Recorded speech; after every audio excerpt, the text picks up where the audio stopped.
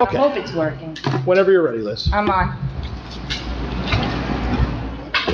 Ready. Yeah, good. The following is the agenda for the regular council meeting of the Borough of Pompton Lakes Mayor and Council, a municipal corporation in the County of Passaic. The meeting will begin at 7:30 p.m. on September 14th, 2022 in the municipal building, 25 Lenox Avenue, Pompton Lakes, consistent with the New Jersey Open Public Meetings Act. The meeting will be open for public comment and shall be in accordance with the terms and conditions of the borough's municipal code and bylaws. Please stand for a flag salute. Pledge allegiance to the flag of the United States of America and to the republic for which it stands, one nation, under God, indivisible, with liberty and justice. In conformance with the Open Public Meeting Law, Public Law 1975, Chapter 231, adequate notice of this meeting setting forth the time, date, place, and purpose of this regular meeting through notice posted on the bulletin board, municipal building, mailed to all requested and paid for same, and published in the Suburban Trends. Roll call, please. Mayor Sarah. Here. Council President Polidori. Here. Councilman Bay. Here, Councilman Cruz. Here. Councilman Deline. Here. Councilwoman Kent. Here. Councilman Bennon. Here. With us is our Borough Attorney, Mark Semeraro, our Borough Administrator, Paul Pazzarello. Okay, thank you. Just a real quick update. I know everybody here is going to talk about it, but I just want to thank everybody involved with Pompton Day. It was a huge success. We had a great turnout of people. You know, a lot of kudos goes to the Recreation Board for putting all that together. I have to thank all the residents for coming out and supporting it. And, you know, we'll talk more about it during our reports, but all in all, a very nice event. Okay, can I have a motion to open the meeting for public comments? so moved. Second. Council President Polidori, Councilman Cruz. All in favor? Aye. Against? Anyone from the public like to address? Please try to keep it to 5 minutes and give your name and address. First. I'm Alan Heimel. I live at 284 Woolley Road in Pompton Lakes, but I own the property at Lot 1, Block 77 on Hamburg Turnpike in Pompton Lakes. I'd just like to ask a question. I received a phone call today from the Borough Administrator stating that she had a proposal to put into the DEP on the property and the way you guys are going to put it back. I asked her if I could have a copy, and she told me no. I want to know why I can't be more informed on what you're proposing to do on my property to alleviate and stop, in case it's not what I want or what has to be done. Why can't we eliminate a process so I can read it before it goes to the DEP? I'm not sure. I'm going to ask our administrator, is there any knowledge of why, like, he can't have it or can't have it? So because the plan may change, so I need to have the DEP approval of that restoration plan. So I've been going back and forth with the DEP. They had changed agents on the project. The original agent that has assessed the NOV with regard to the property, Mr. Heimel's property, is no longer on this case. So what I said to Mr. Heimel is once the DEP approves the plan, I could certainly give him a copy of it. Okay, so you'll get a copy once But we don't you get to think that. I should approve the plan? I'm the one that owns That the would be up to property. the DEP, not us. That's not our call. It is your call, it's my call on, I was told by the Borough Administrator that the DEP says that the riverbanks may not have to be put back. The DEP doesn't own the property, I do. I want that property Right, but put your back. argument then would be with the DEP, not us. If they decide to go that way, it's not us saying that, it's the DEP saying that. So you'd have to talk to the DEP. But you're the ones that did it. You trespassed on my property twice. And I don't care if the DEP says it doesn't have to be put back. The borough and the council and everybody knows that you went on my property twice without my permission. I didn't ask for this No, you're problem. right. Okay? The right thing to do would be put it back the way you found the property before you went in there and did all of the work without my permission. So we have to follow the guidelines of the DEP because they're the ones that are going to put a cost. But I think I have every right to see what you're submitting to the DEP so that I can get involved with it also. It happens to be my property. Well, first of all, there's a legal way to do that through an Oprah. You could always do that and get anything you want. But I think what Paul is basically saying, or our administrator is basically saying is, let's get the final plan and then she'll give it to you and then you'll see it. We're not. That's not what she told me. She told me when she gets stuff back from the I think she DEP, just said that just now. but why can't I see what you're proposing to the DEP? That's what I want to know. Why can't I see that? Because that's not a final document. I think it's important you receive a final document. But it doesn't matter if it's a final, otherwise- and a lot of things aren't final documents, but we can figure out what you're proposing to do so that I have an idea, that I just don't get something back and then I say, Well- okay, well, this doesn't work, and then we're back to square one. This has been going on for 4 years. Okay, I so want to here's the rectify problem, it. here's the problem with that. We don't need to complicate the situation more, and I'm not saying you're gonna complicate it, but we're following the guidelines of what we need to do correctly. The DEP is the department that's gonna tell us what to do correctly. It's not our department that's gonna say that. If the DEP says do this, we have to do it. Once we get that finalized, that's not changing, that's the DEP's ruling. Then we're gonna let you know what we're doing. We can't change what the DEP's asking us to do. It's not up to us, it's up to them. Okay, but just so everybody knows and we're all on the same page, even if the DEP comes back and says that, as far as they're concerned, the riverbanks don't have to be put back, I want them put back. Well, then I you'd have want- to- So, I'm sorry. the DEP regulates what could take place on the bank. So I think that what the mayor is, let me put my glasses on. I think what the mayor's saying is, we may not be able to do what you want to be done. And the DEP is ultimately the determiner of what can take place there. Not saying that that is going to ultimately be the case, but they are the ones that will determine what can take place on those banks.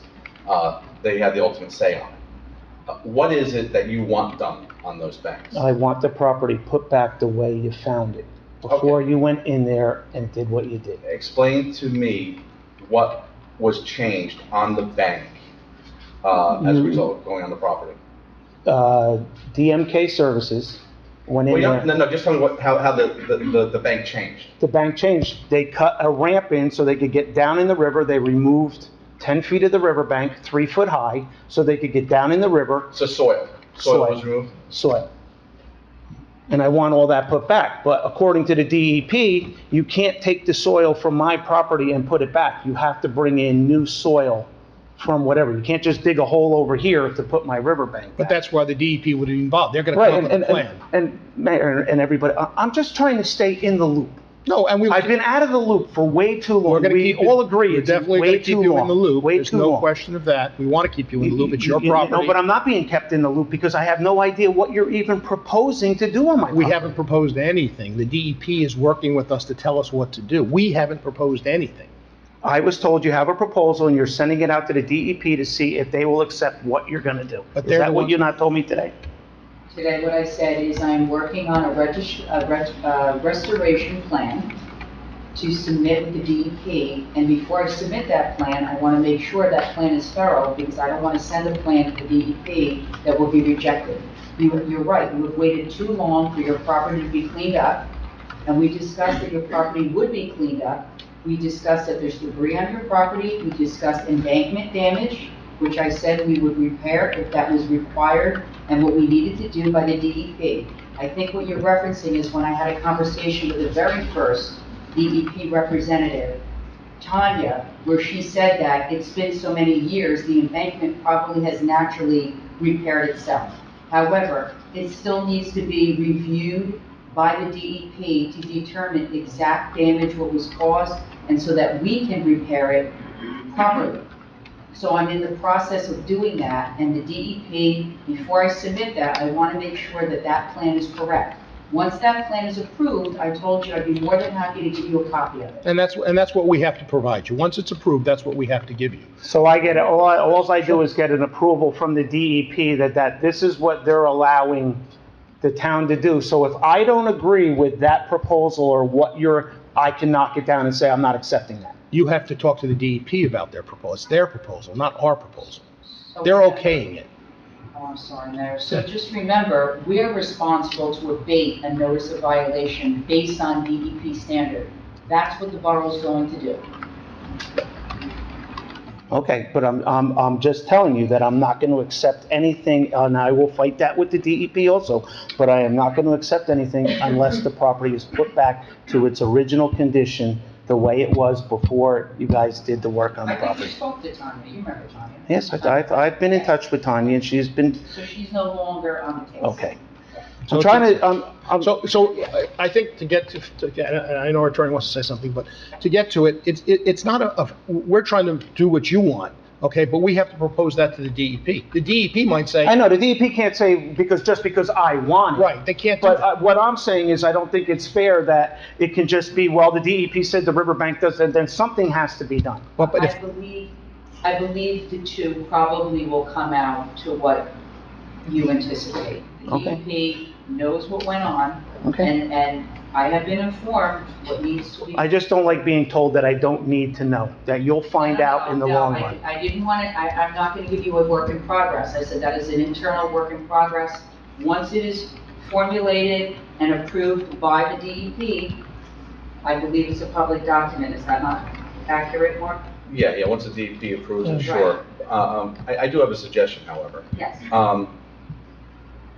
Do we have a list of this gentleman's concerns about what was done on his property? I do.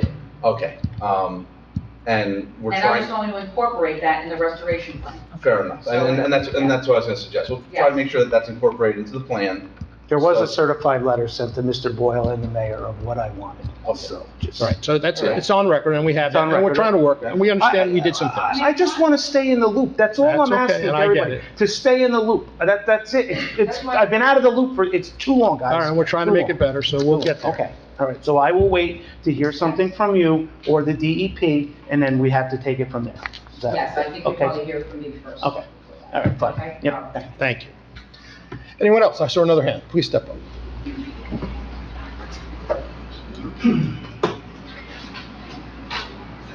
Good evening. My name is Annalise Morrissey. I live at 520 Riverview Road. I am here tonight as a follow-up to my attendance at the board meeting last week. Hello, How Mr. are you? Cruz. I brought an issue to the school board last week regarding the parking situation for the high school. And my daughter is now a senior, so got her license in the spring, excited like everybody else. I understand that the high school has a limited amount of spots in the lot, understood. They do that through a rotational and a lottery basis, fair. My concern is really with the pond hole parking lot. My daughter came into the town hall to go ahead and get her parking permit for the pond hole and was told that it was $75 for 4 months. I just find that a bit ridiculous for students.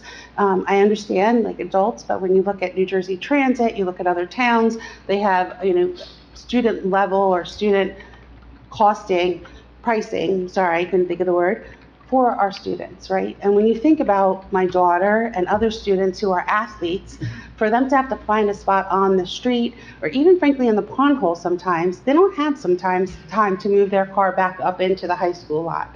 So, we're fortunate.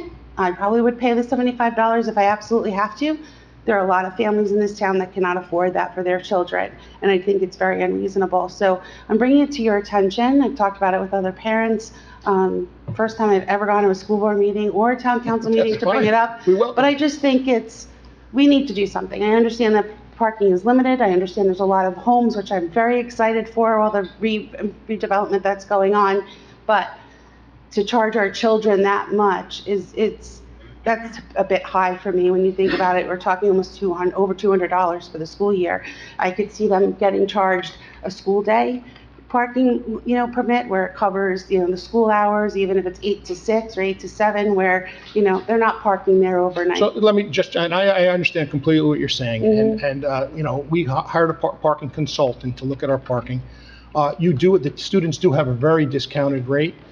If you were to go there as a resident in town to buy a parking spot, it would be $100 a month to buy a spot. We've raised the parking for the students by $70 from last year or so. Okay, but the cost of things go up. We put $1 million into that pond hole. Okay, that is parking that we're doing as a favor to the high school. It's not a requirement for us to provide parking for the students. The school should be providing parking for the students. We actually worked out a deal with them many years ago, 10 years ago. I don't know how long you've been in town, but there used to be a big jungle gym in the back there. Yep. And we did some paving for them and fixed it. And the idea was to open up more spots for them, for students to park up there. And at the last minute, they changed it and made it parking for the teachers up there. So, look, I have 3 daughters that all went through the school district. understand. And it's very difficult for parking. I have to look at it from both sides because I have the residents in the neighborhoods complaining that the kids are not following the rules and parking in front of my driveways and doing this. So the other thing is that we do use a shared parking concept in the pond hall. So we sell spots for more than one spot. So when these people who are using these apartments you're talking about, they come back to work at 5 o'clock, that's when they need the spot. So that's why I can't give a child a spot till 6 o'clock. What I did work out with the superintendent just last week when Councilman Cruz called me, is we're gonna see if we can identify some spots for kids who maybe they have to get on the bus at 2 o'clock and can't get to a sporting event, because they do have to move their cars from the pond hall up to the high school when the spot's open, but the spots won't be open if the kids are still in school.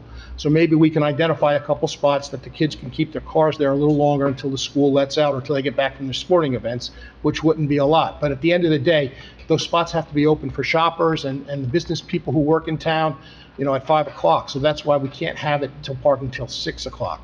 Okay, couple of questions, Sure, if I may. Last week I was told it was $75 for the 4 months, regardless if it was student or not. I was not told that that was a student rate. And you just said that it was No, $100 that's a per student month. rate. Yeah, it's a student. So that student rate is now Yes. $75? Yes. Not $75 a month. I know, a Yes. quarter, or a Quarter. trimester. It's $100 a month if you need to rent a spot from an apartment or so, a month. So it's $1,200 a year Okay. Oh, for those Has spots. there ever been discussion about selling parking permits for Wanacue Avenue after 6? So like right now, it's pay for time while you're on there.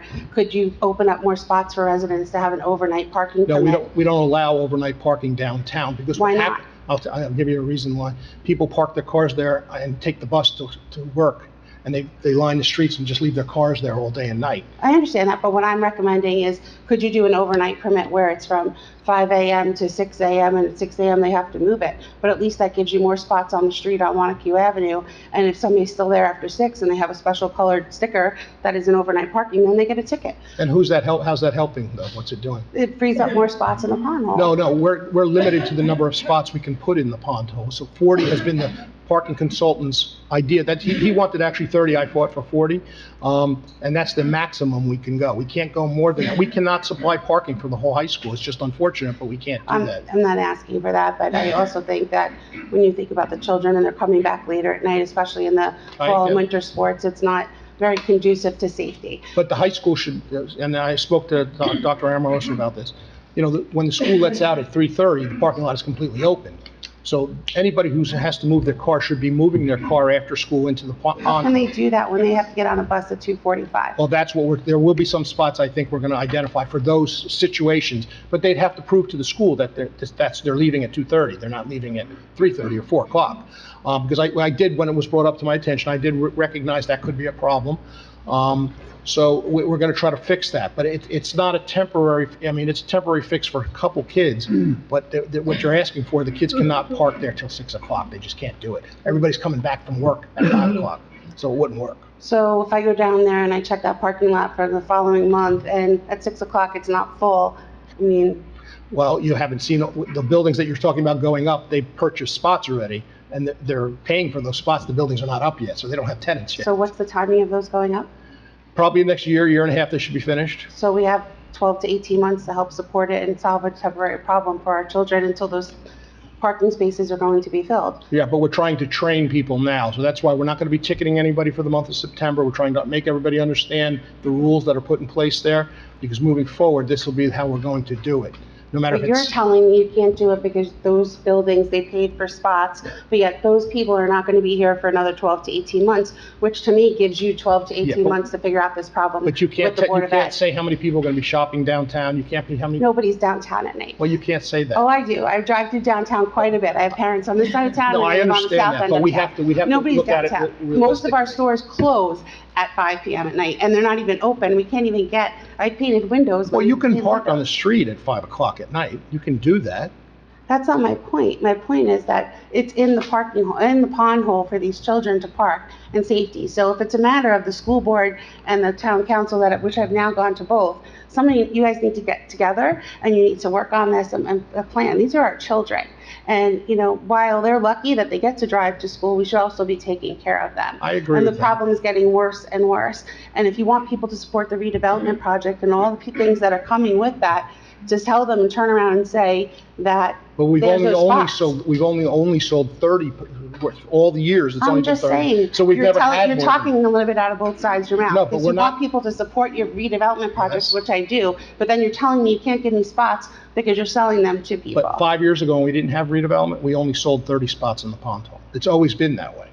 Who says that right? Who Because says it's that's not our right? job to provide parking for the high school kids. No, It's you're not just providing parking for the high school kids. You're providing parking for the children that live in this town, the children that grow up and then stay in this town. And if they're shopping and doing that, they'll put money in the meter. If they're going to high school for 6 hours, they're in the school. That's what the difference is. So you're telling me you're not taking care of our kids? I am telling you that they have 40 Unfortunate spots, and if they'd like to buy, we have plenty of spots available right now. We have more than 25 spots available at this moment. Oh, I know, because nobody wants to pay the $75. That's 70, it's $225 for a year. I understand, that's a lot. Okay, but if it's a 1,200, we have to, there's costs go up. The school park, everything in the school costs more money. Lunch costs more money in the school now. Everything goes up. Which is If why you it's haven't realized expensive, this, because right? everything is That's going right, up. most of our kids don't even eat in the cafeteria because Okay, it's so but- small and they go out. So I am well aware about the cost of I lunch get and that. everything going up. But what I'm coming away from this is that there's no help.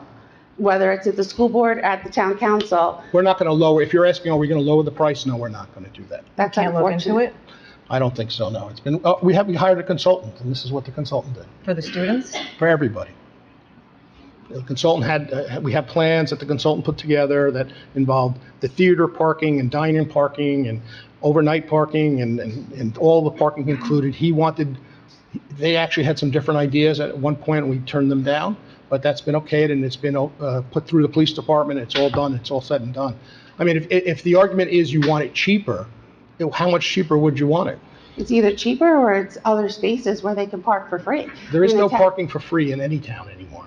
Well, the high school has a lot, right? So how do you help the high school find additional spots? That's At the on board them. meeting, they talked about, so then you're not working together. We can't provide parking for the high school. Just quickly, Mayor, so the school is going to be speaking to St. Mary's to possibly utilize their parking space. And that's something that Dr. Amoroso is going to look into on that side, because they do understand and they acknowledge that there is a problem in providing space. But that's just a general issue we have with the town, being with limited spaces that we have, more development going on. So this was at yesterday's board meeting that I attended. So hopefully by the next meeting, he'll have an update and see how that negotiations, if they've been started, if that's a possibility. And that Because would St. be Mary's great. at this point. I St. would Mary's at this support that point has a lot of 100%. space. They have a lot of space, and it's not utilized at all. And that can accommodate or offset some of the issues that we're encountering right now with the kids in particular. Again, there may be a cost with that. There's going to be a cost. St. involved. Mary's may Yeah. very well come back and say, well, yes, we'll be happy to provide that with this fee, so expect that there may be a cost, but at least they'll be providing more spaces for the seniors who are getting those permits. But by no means, it's not gonna be free. And by the way, we have spots available in the Ponto right now, so. Right, and the children don't want to pay that because But it's $75. I think if they, like you said, I can't see St. Mary saying, we're just going to give you the spots for free. It's just the way of My understanding from the business. board, and thank you for the update, was that they were going to look for the teachers to park there. That'd be And great. then that way the kids could park in the That lot. would be wonderful. I would support that too. I think that'll be a good compromise. I think that could be a good compromise, but if it doesn't work out, I think the And I would cost for help to those fight for children that. to park should be reconsidered. Yeah, Yeah, we would advocate for that. I think everybody here. We would advocate for that 100%. We're Absolutely. giving 40 spots.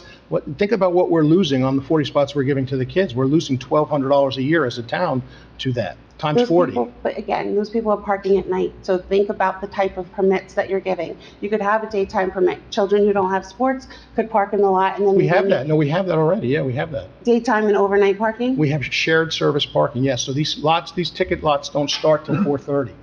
That's when they start, because people get home from work at 4:30 sometimes. You can't say Okay. you get home at 6. So then again, I just don't understand the correlation, and I don't want to debate it, I'm not That's going to go any longer, but I don't understand then the correlation of you saying you gave 40 spots, because if those 40 spots are for things that start at 4:30, then you have more spots during the Because school day. is over at 2:30. I understand that. And the deal that was worked out with the school, this was talked with the school board, the deal worked out with the school is those kids in sports would move to the high school when it's empty. Yes, and that's okay on home games, it is not okay on away. And that's what they should have worked out a little better then, because they didn't tell us that. They were at the meetings, believe it or not. Thank you for hearing me And out. thank you. Have a good evening. And thank you. Anyone else from the public lecture, please step up. Kathy Nugent, I'm over at 40 Styles Court. I want to know why I have rats the size of cats in my backyard.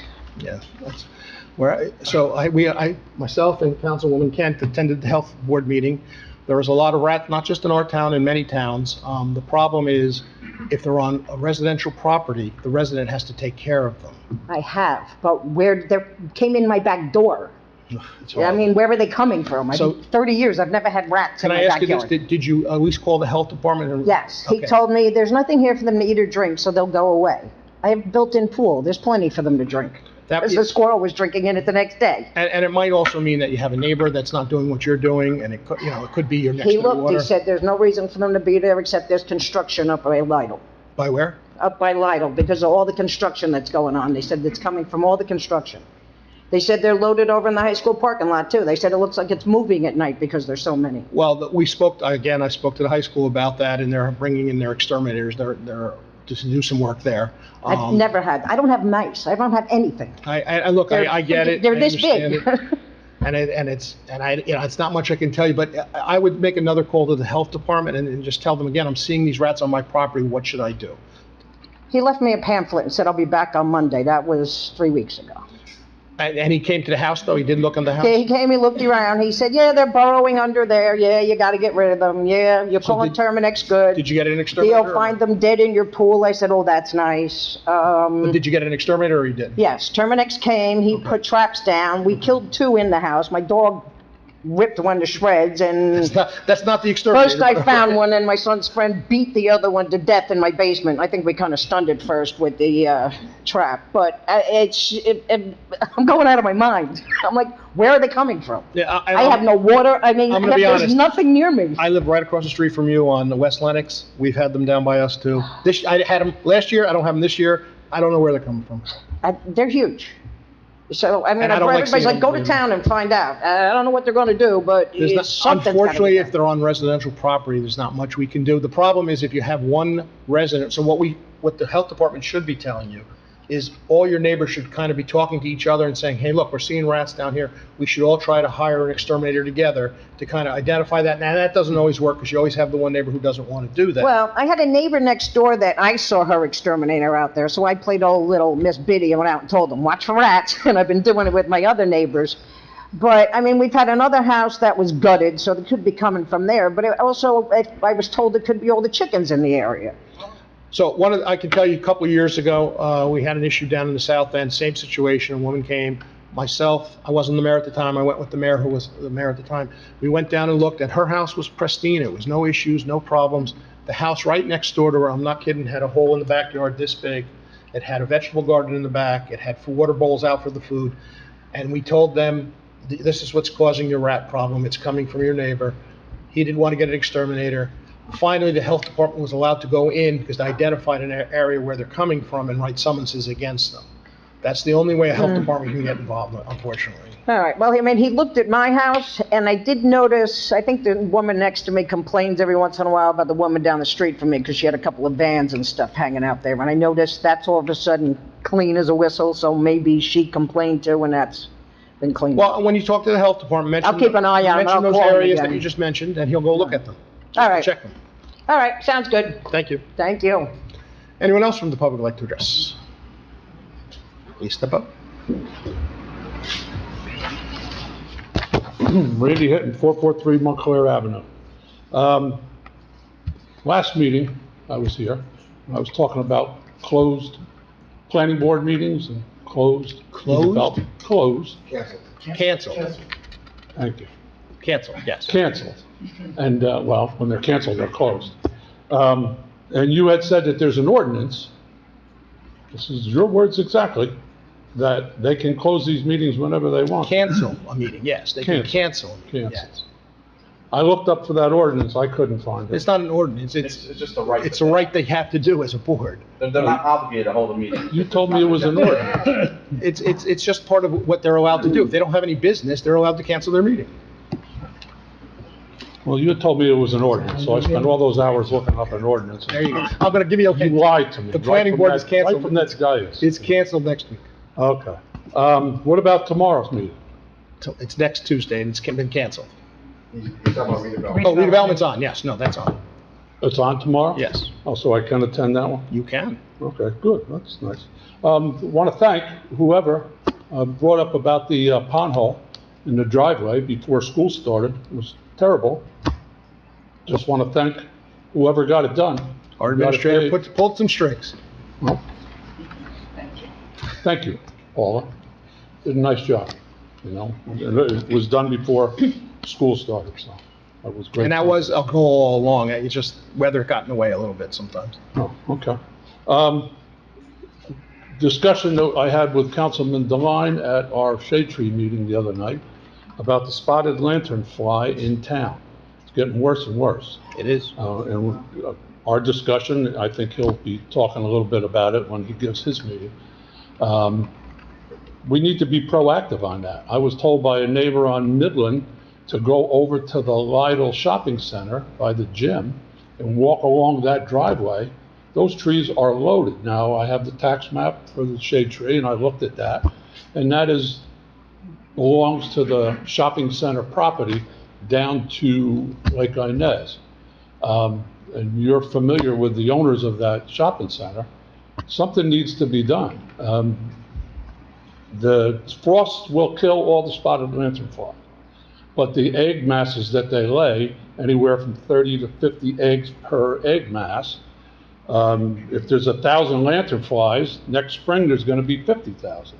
So we need to be proactive. Now, whatever other administrators in other towns are doing, I don't know if you're in contact with that. But we're going to have a big problem. I got them in my yard. I've been talking to a lot of residents. They're all over. I was just at a golf course yesterday. They were everywhere. And I understand. And the state has no plan in place either. I mean, Excuse me? the state or county has no plan in place either. Well, then that's where we need to be proactive and do something on our own. Now, Well, again, this goes back to the deer. If you kill all the lanternflies in our town, they just come from the next town over back in. See, but the aspect of the deer, and especially in a property like your own that's fenced in the back, the deer can't get in the back. Oh, they get in. They can't get through your fence. They don't jump your fence into They your jump my pool, neighbor's fence. but the spotted lanternfly can. So we just need to be proactive before it's 50 times what's here now. Well, if you could give us some suggestions, we'll look at them, but right now I don't Well, see any. Spraying is the way to go. We're not going to pick up a cost of spraying when no other towns are doing that. There's no towns. Well, no. Why, I don't, this is what flabbergasts me, that you always refer to other towns. You're the mayor of this town. Right, and You I'm- need to do it in this town. And I don't care what other towns. And I'm going to tell you why, because that costs money and that raises your tax dollars, and I'm not going to Let put me it go on. back, let me go back again. If you have 1,000 this year, you're gonna have 50,000 next I understand year. If you have 50,000 next year because you didn't do anything in the 2 years, you're gonna have 500,000. And eventually, your taxpayers are gonna say to you, why didn't you do anything when the problem was small? Well, right now, you're the only person complaining about. Oh, here we go again with the only person So complaining. when I see a big mass calling about it, and I agree with you, by the way, they're all over the place. I am a proactive individual. That's what we did with the Shade Tree Commission. We've removed a lot of trees thanks to Kevin Boyle and now Paula, and the monies that you as a council have allowed the Shade Tree Commission to do. And now we've had a lot less emergencies in the town. Very true. You could talk to Al Evangelista, you could talk to the police department, the fire department, the first aid squad. Proactive. You have to do the same thing with this. We'll You keep it in, understand that? we will keep it in mind. You have a degree in biology and one in anthropology, am I correct? What, are you doing history on me? I remember things when you tell them to me. Yes, I do. So you have a degree in biology, you should be able to understand this. I do understand. We have to be proactive on But the this. next bug that comes along, you'll be saying the same thing, and the next bug, and the next bear, and the next deer. These are all costs. You are sometimes very difficult to deal with. I'll That's tell what my you. wife says. Yeah. But you're our leader. You're our leader of this town. Yes, You are I the am. leader. You're the top banana on the whole council. Like I said, we'll keep it in mind. Thank you. Thank you. No offense, but the ad that you put on Instagram today from Pompton Lake says you should stamp them out yourself, so you should take care of it. Well, that's what the state says. Well, And nothing from the others, please. All right, anybody else from the audience like to talk? I understand. Okay, seeing no one, can I have a motion to close the public session? Second. Councilman, was that Bennett? Councilman Cruz? All in favor? Aye. Against? Consent agenda, anybody need anything removed? Okay, Liz, whenever you're ready. Well, we have bills, don't, I mean. No, we have no minutes. bills. Minutes. Oh, the minutes, I'm sorry. Motion to approve the following minutes, the regular meeting minutes, August 17th, closed session meeting minutes, August 17th. So moved. Councilman DeLine, Councilman Begg, all in favor? Aye. Against? Consent agenda, anybody need anything? No? Okay. Whereas the mayor and council of the Borough of Pompton Lakes have reviewed the consent agenda consisting of various proposed resolutions, whereas the mayor and council of the Borough of Pompton Lakes does not desire to remove resolutions for individual action from that agenda, now therefore be it resolved, the following resolutions on the consent agenda are hereby approved. A resolution 22-217 through 22-221. Okay, motion to approve the resolutions. So moved. Councilman Begg? Councilman Bennett, all in favor? Aye. Against? Ordinance first reading. Ordinance 2217, second reading and final adoption September 28th. An ordinance amending chapter traffic section 730 turn prohibitions of the municipal code of the Borough of Pompton Lakes to add a no left turn prohibition into Wanacue Avenue. Okay, motion to approve ordinance 2217 for introduction. So moved. Councilman Cruz? Second. Councilman Begg, roll call, please. Councilman Cruz. Yes. Councilman DeLine. Yes. Councilwoman Kent. Yes. Councilwoman Polidori. Yes. Councilman Bennett. Yes. Councilman Begg. Yes. Ordinance 22-18, an ordinance amending Chapter 7 Traffic Section 711, vehicle stopping or standing prohibited of the municipal code of the Borough of Pompton Lakes to add a no stopping or standing prohibition on Wanacue Avenue. Motion to approve ordinance number 2218 for introduction. So moved. Councilman DeLine? Second. Councilman Begg, roll call, please. Councilman Cruz. Yes. Councilman DeLine. Yes. Councilwoman Kent. Yes. Councilwoman Polidori. Yes. Councilman Bennett. Yes. Councilman Begg. Yes. Okay. Okay, thank you. Under my report, we'll start with like I said, Pompton Day was a huge success as usual. You know, I hope everybody understands all the funds that we raised there are for our recreation programs to try to keep the costs down because the costs start to grow on all the programs we do there. I've got to thank Karen Murphy and the whole rec department. They really put a lot of time and energy into making it happen. At the same time, I have to thank all the vendors that come out and support us from year to year. They enjoy coming to us. The vendors stop me all the time and say, this is one of my favorite places to come. And it's nice to see people walking down the streets, talking to people. You know, I happened to be driving a lot of people around that day on a golf cart, and a lot of people were from out of town and just saying such nice things about the town and how they wish they lived here. And it was nice to hear those things. That's why we do these kind of festivals, and that's why we keep moving forward with these things. We're always looking for help. We're already starting to think about for next year. This year we brought in kayak racing for the first time, and it seemed to go pretty well, and we'll include that moving forward.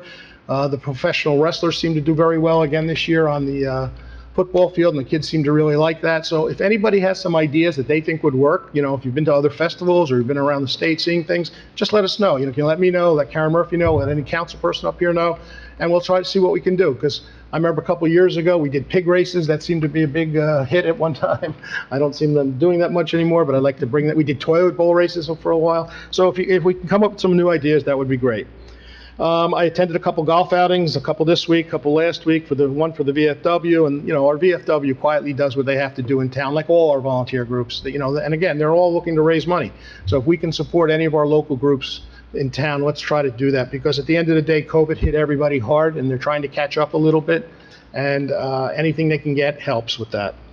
I know school started, and seems like school started pretty well, and there was no real issues. I know it's back to school night for a lot of students today and tomorrow, and I thank the school board and everything they do. It's a lot of time and energy in that school board for a lot of concerns there. You know, we talked about the parking today, and I wish there was more we could do with that, but at the end of the day, the school has to be responsible for their property, and we have to be responsible for our property at the end of the day. I had a meeting with the council president and the administrator on our grant writer and our grant writers to talk about some possible grants that we might be applying for in the near future. You know, these grants sometimes get harder and harder to get, and they really help us at our tax base if we can get these grants, because it's less money that we're paying as a borough into what we need to do. I attended a meeting of the meeting of mayors for the district that we're in, and we talked about our administrator will be leaving at the end of this month. We don't know who the new administrator for the county will be, so as soon as we find out, we'll let you know. But you know that they do have a lot of interaction with us. We do a lot of work with the council, with ourselves here and the county. So we're hoping it's somebody that we can work with. And I want to thank Tony DeNova, who's been there for a while, for all the work and energy he's put into Pompton Lakes. He's been here quite often, and I got to say he's done us right for a couple of years. And that is my report. Council President Paldori. Thank you. I hope everyone enjoyed the end of their summer. I attended the car show at the Elks. The Elks always do a fantastic job with their car show. They actually let me give out a couple of the trophies, so congratulations to the winners at that event. Also, Pompton Day, a huge success. There were a few things for me in particular that stuck out this year. We were able to thank and give some awards and gifts to the Jennings family for their numerous years of service to Pompton Day and the 5K in particular. So it was very nice to be there and to be able to present them with that honor. The kayak race was a great addition. There were a few races for different grade levels through middle school and high school. My son actually won 3rd place in the high school race, so I was very proud of him. We revealed a sculpture, which is a new addition to Lakeside Park. This is something, with the help of the chair of our historic committee, we were able to bring to fruition along with the DPW, our superintendent of school, and a local resident who owns a custom welding shop. We built it's a photo frame, so you can take pictures with your family in front of the new dock that we put in as part of the enhancements to Lakeside Park. Phase 1 was revealed at Pompton Day. It was the actual installation and completion of the sculpture. Phase 2, I will be meeting with Dr. Amoroso later this week. We will be incorporating the children from the older grades in our special needs programs to actually add the paint and art to the sculpture now. The reason for this sculpture was to tie in art along with the concept of that being our flagship park for inclusive play space. If you remember, it was the first park we did in town that was fully done to have multiple levels of inclusive play for children of all abilities. So we will begin hopefully working and have that completed before the winter. We'll see what Dr. Amoroso thinks the next best step for the kids would be. And lastly, for Pompton Day, the dunk tank, we kicked it up a notch this year. The 6 individuals that were asked to participate donated $50 of their own money, and each named a local organization in town that they wanted to see the pooled assets go to for whoever got dunked the most. So congratulations to Jared Luciani. He was dunked the most in his 45 minutes in the dunk tank, and we collected $330 overall that we were able to present to the VFW last week. Also, as far as the VFW, I did attend the outing. I did not play. I went up for lunch. Just to support them. It's always an honor to support our gentlemen and ladies from our VFW. They do a lot for our town. Return to school has been a success. We have a couple back to school nights coming up. Sports are fully back in session. I am again coaching soccer. We won our first game. I want to wish all of the teams and all of the sports good luck, a wonderful sports season, and a good beginning to the new school year.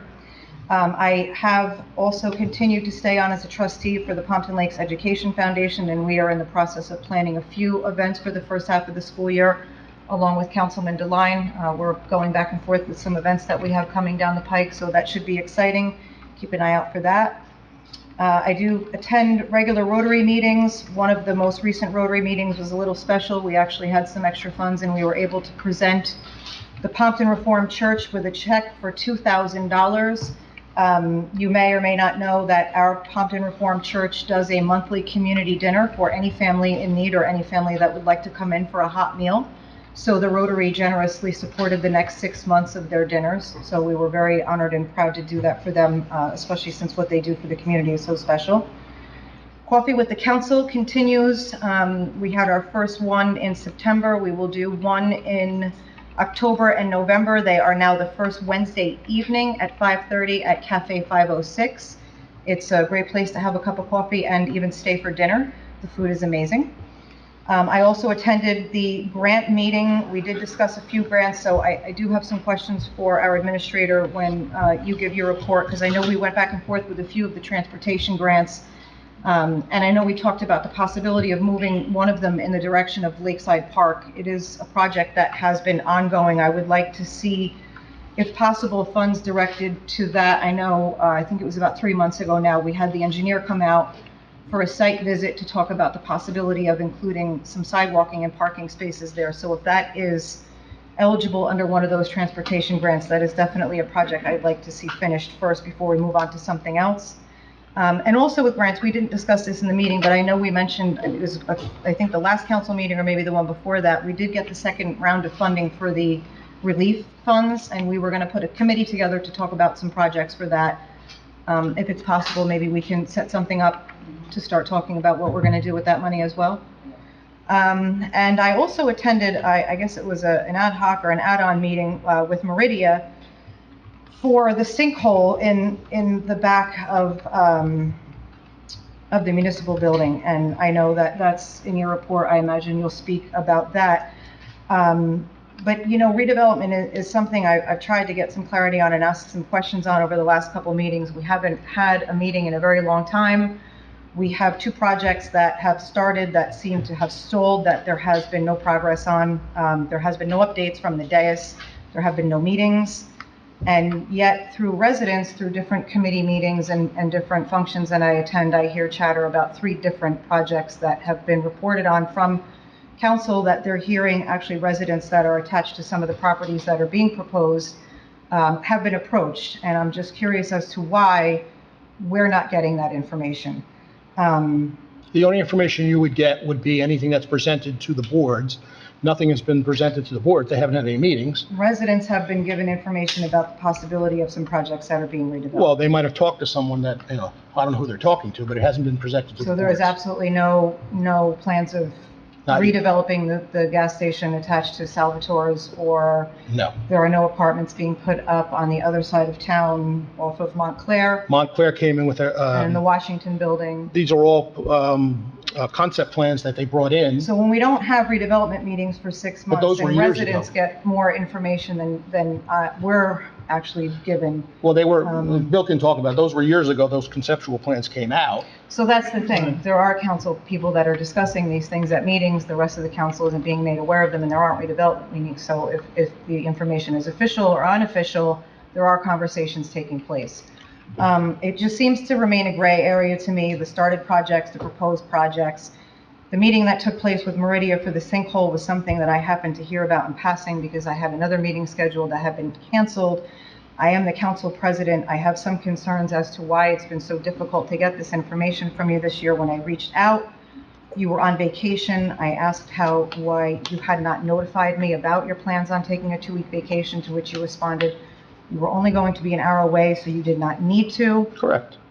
Well, it's actually in our bylaws that if you are on vacation, you must Our notify. attorney answered your question, and he told you what was there. What you're reading is wrong, and I'll have our attorney explain I it to would you. like it explained on the record, because the explanation that I got from the attorney was a very, very long explanation for what is maybe 4 or 5 sentences that very clearly say, if you are out of the borough for more than 3 days, I must be notified and someone must act in your place. Why?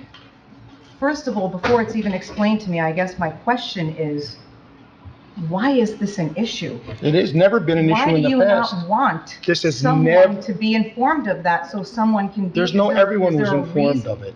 Okay, this has never been an issue in the past. Your response directly to me was, I don't need to tell you. I don't need to tell you when I go to the shore. I do not, no. So would you like to clarify the difference between vacation and not vacation? Because the mayor was on a 2-week vacation and you seem to think that it was okay for him not He to answered you inform. already. Maybe he I should would read like the it email. on- Okay, so let's on read it on the record.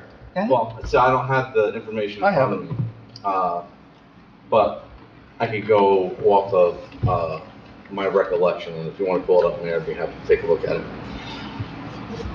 The gist of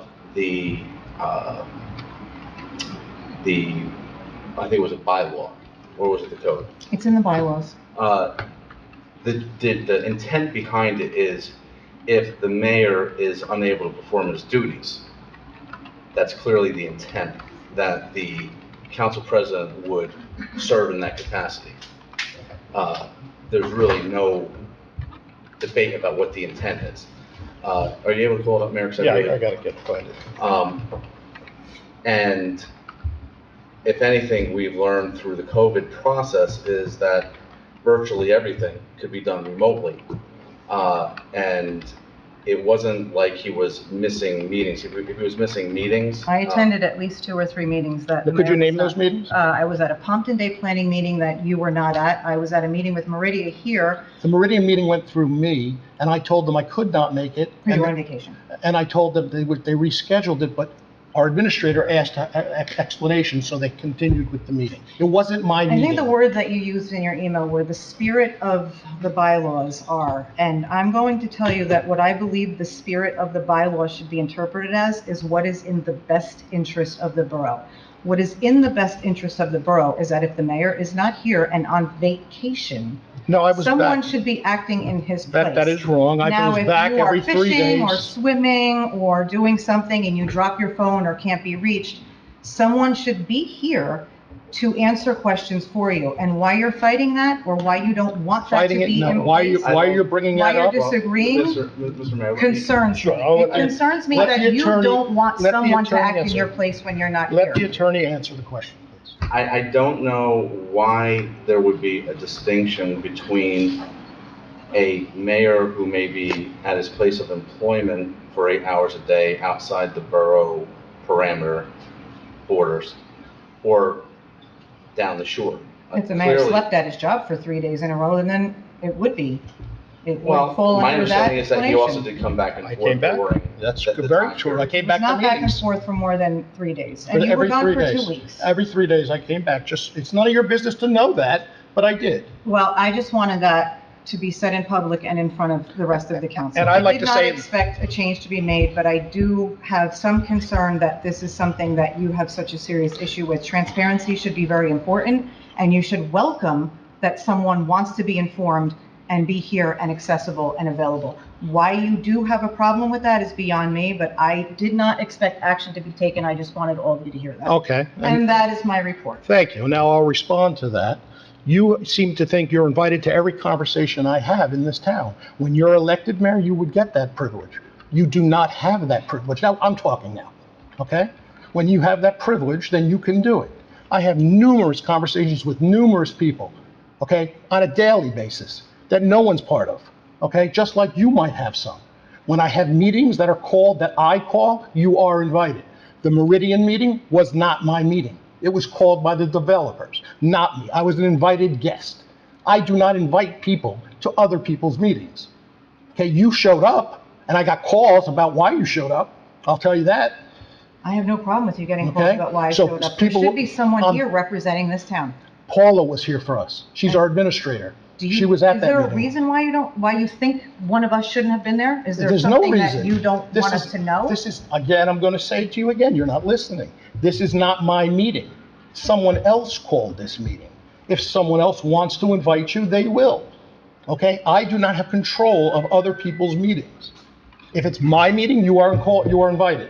The grant writing, that was my meeting. Okay? This was not my meeting.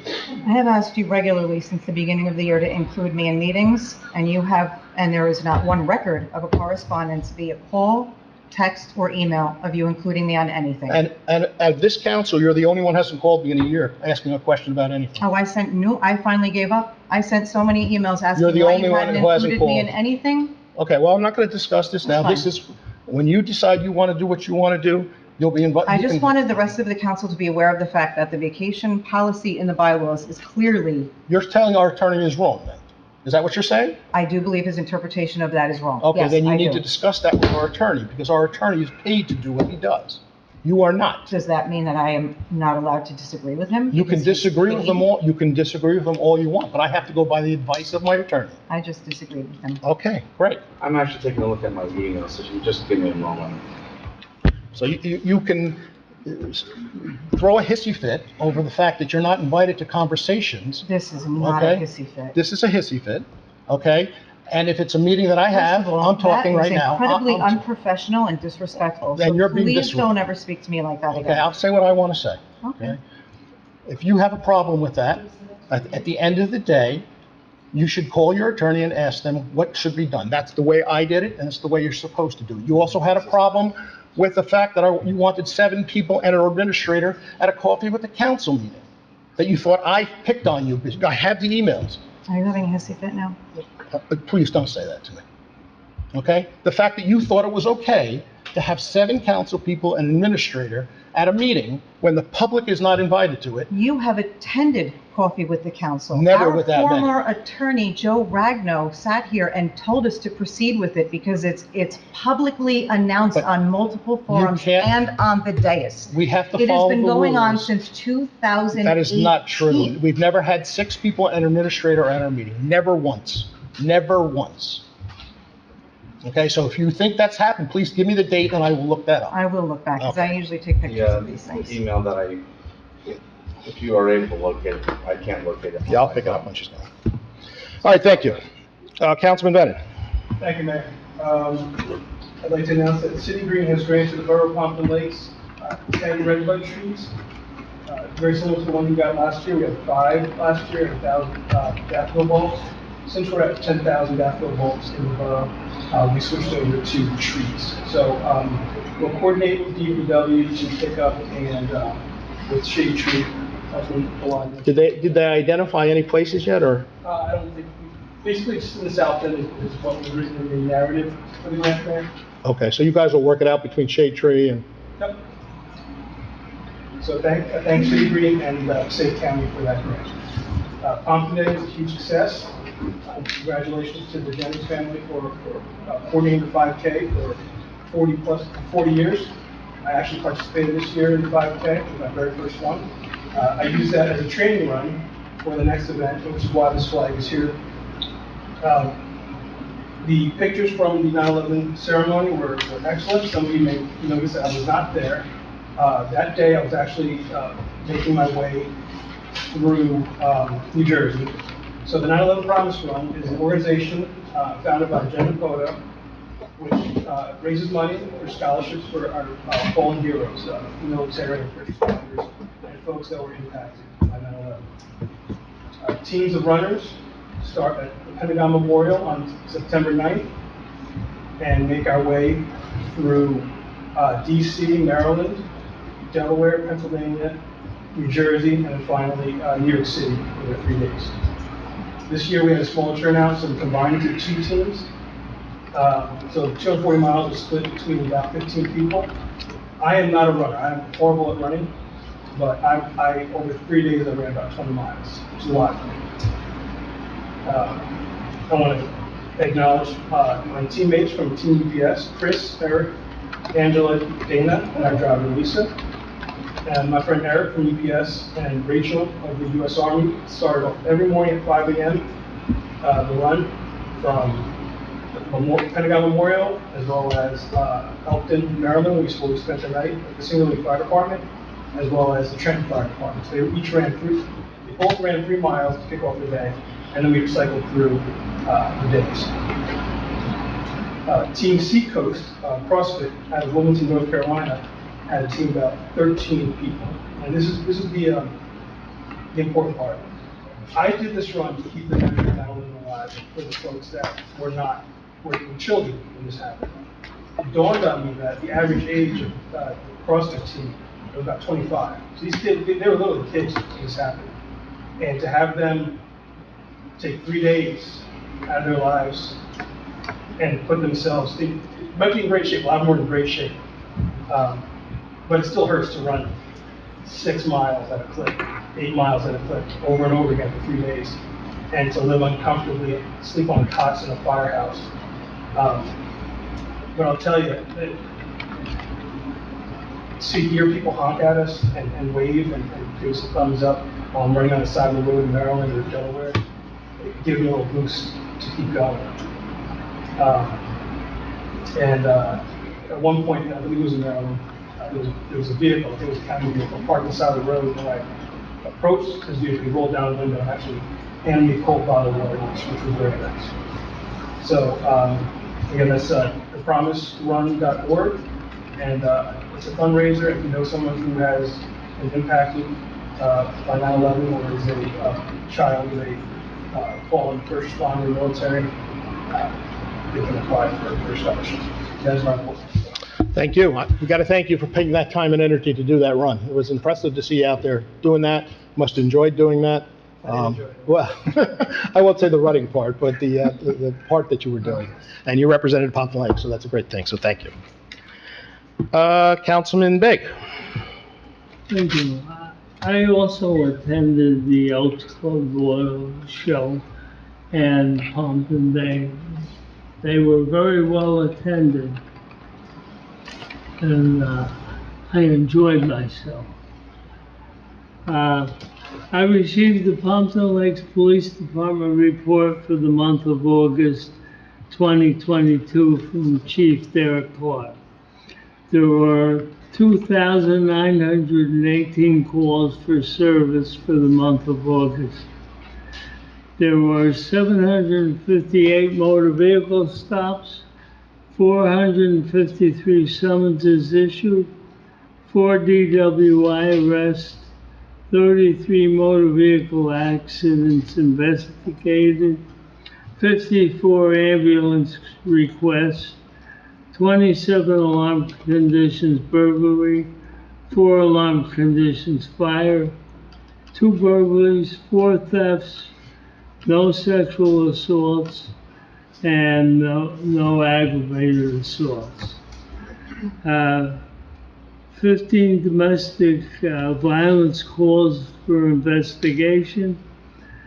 The Detective Bureau investigated 16 complaints, conducted 37 ground checks for firearms permits, completed no raffle or bingo applications, and 22 background checks for the military and the police.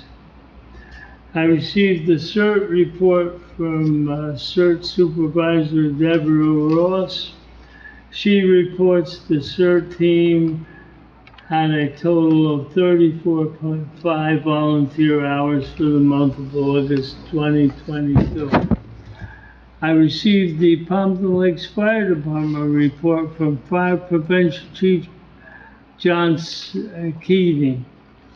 He reports 29 alarms for the month of August and 210 alarms for the year so far. And that's my report. Thank you. Councilman Cruz, you have a motion there. Yes. Motion to approve request of Echelon Bennett and surrounding neighbors to host a block party on Sunset Road on September 24th, 2022, from noon until 8 p.m. Police, fire, first aid to be notified. Can I get a motion, please?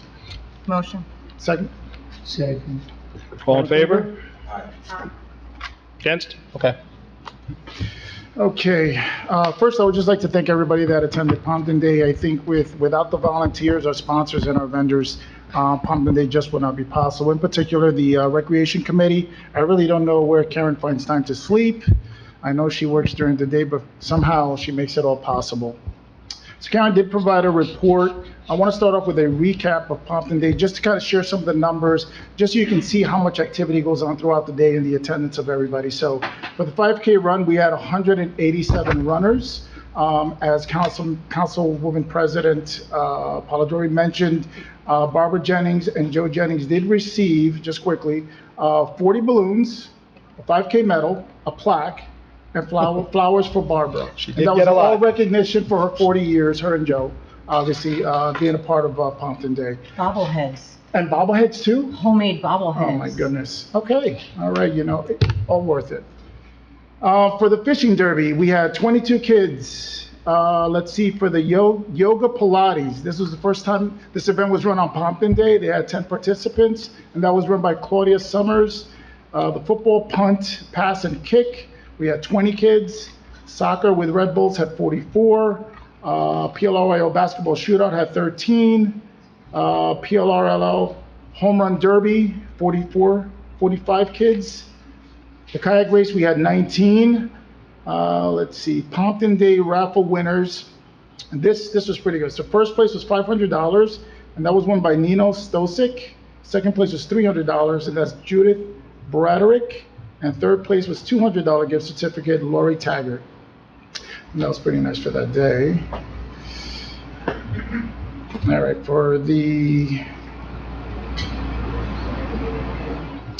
All right, for the Pompton Day vendors, we had 184 spots along Lakeside to the Elks. 122 vendors participated. Overall, we received positive feedback from all the vendors. They're looking back to come back next year. Karen Murphy wanted to acknowledge a few organizations and people that really helped out. Again, this is all volunteers. The Pompton Lakes Elks, as you know, they had two bands. I heard they were great. I did not get a chance to go down there, but Evolution and the Blue Collar Band were there. Fireworks by the Garden State Fireworks. Again, that was a great show. The Pompton Day Committee, Stephen, Mike, Barbara, Bernadette, Jeff. Kudos to all of them. They were working the entrance, guiding traffic, getting the cars in, getting the vendors in, and really helping out with every program that was out there, from basketball to soccer. I mean, they were everywhere. So kudos to them. The Pompton Lakes Fire Department, Police, First Aid, CERT, and Passaic County Sheriffs. And now we're just going to move on. She did provide some upcoming events as well. Night to Columbus and St. Mary's Car Wash fundraiser, Saturday, September 17th, and that's going to be from 9 a.m. to 2 p.m. at the St. Mary's parking lot. $10 donation, and your car will be blessed. I just want to point that out. And a cross will be placed on the window. Okay? All proceeds to benefit St. Mary's Ministry. Pompton Lakes Chamber of Commerce Car Show, October 9th. Rain Day will be October 16th, and that's from 10 a.m. to 4 p.m. 8th Annual Pumpkin Painting, Saturday, October 15th. Rain or shine at the Pompton Lakes Library. First, second, and third place will win Big Buck prizes. Get Fit, sign up is at 6:30 p.m. at Lincoln Elementary School. That's scheduled to begin September 19th and will run through November 14th. It's $55 for 16 classes. $40 for 8 classes, $5 for walk-ins. Wednesday, September 21st, class will be at Lenox Elementary School due to back to school. And September 28th will be at Lincoln. Men's basketball is already underway and is full at this time. They play out of the Lincoln School on Sundays, I believe. Is it Sundays, if I'm not mistaken? Special Needs Explorer Group, practice for the play will begin in October. The Teen Dance is happening this month. September 19th at the VFW from 7 to 9. DJ, drink, snacks will be provided, $5 admission. Halloween Hunt, October 23rd. Please mark that on your calendar. Will be at 7 p.m. at Hirschfield.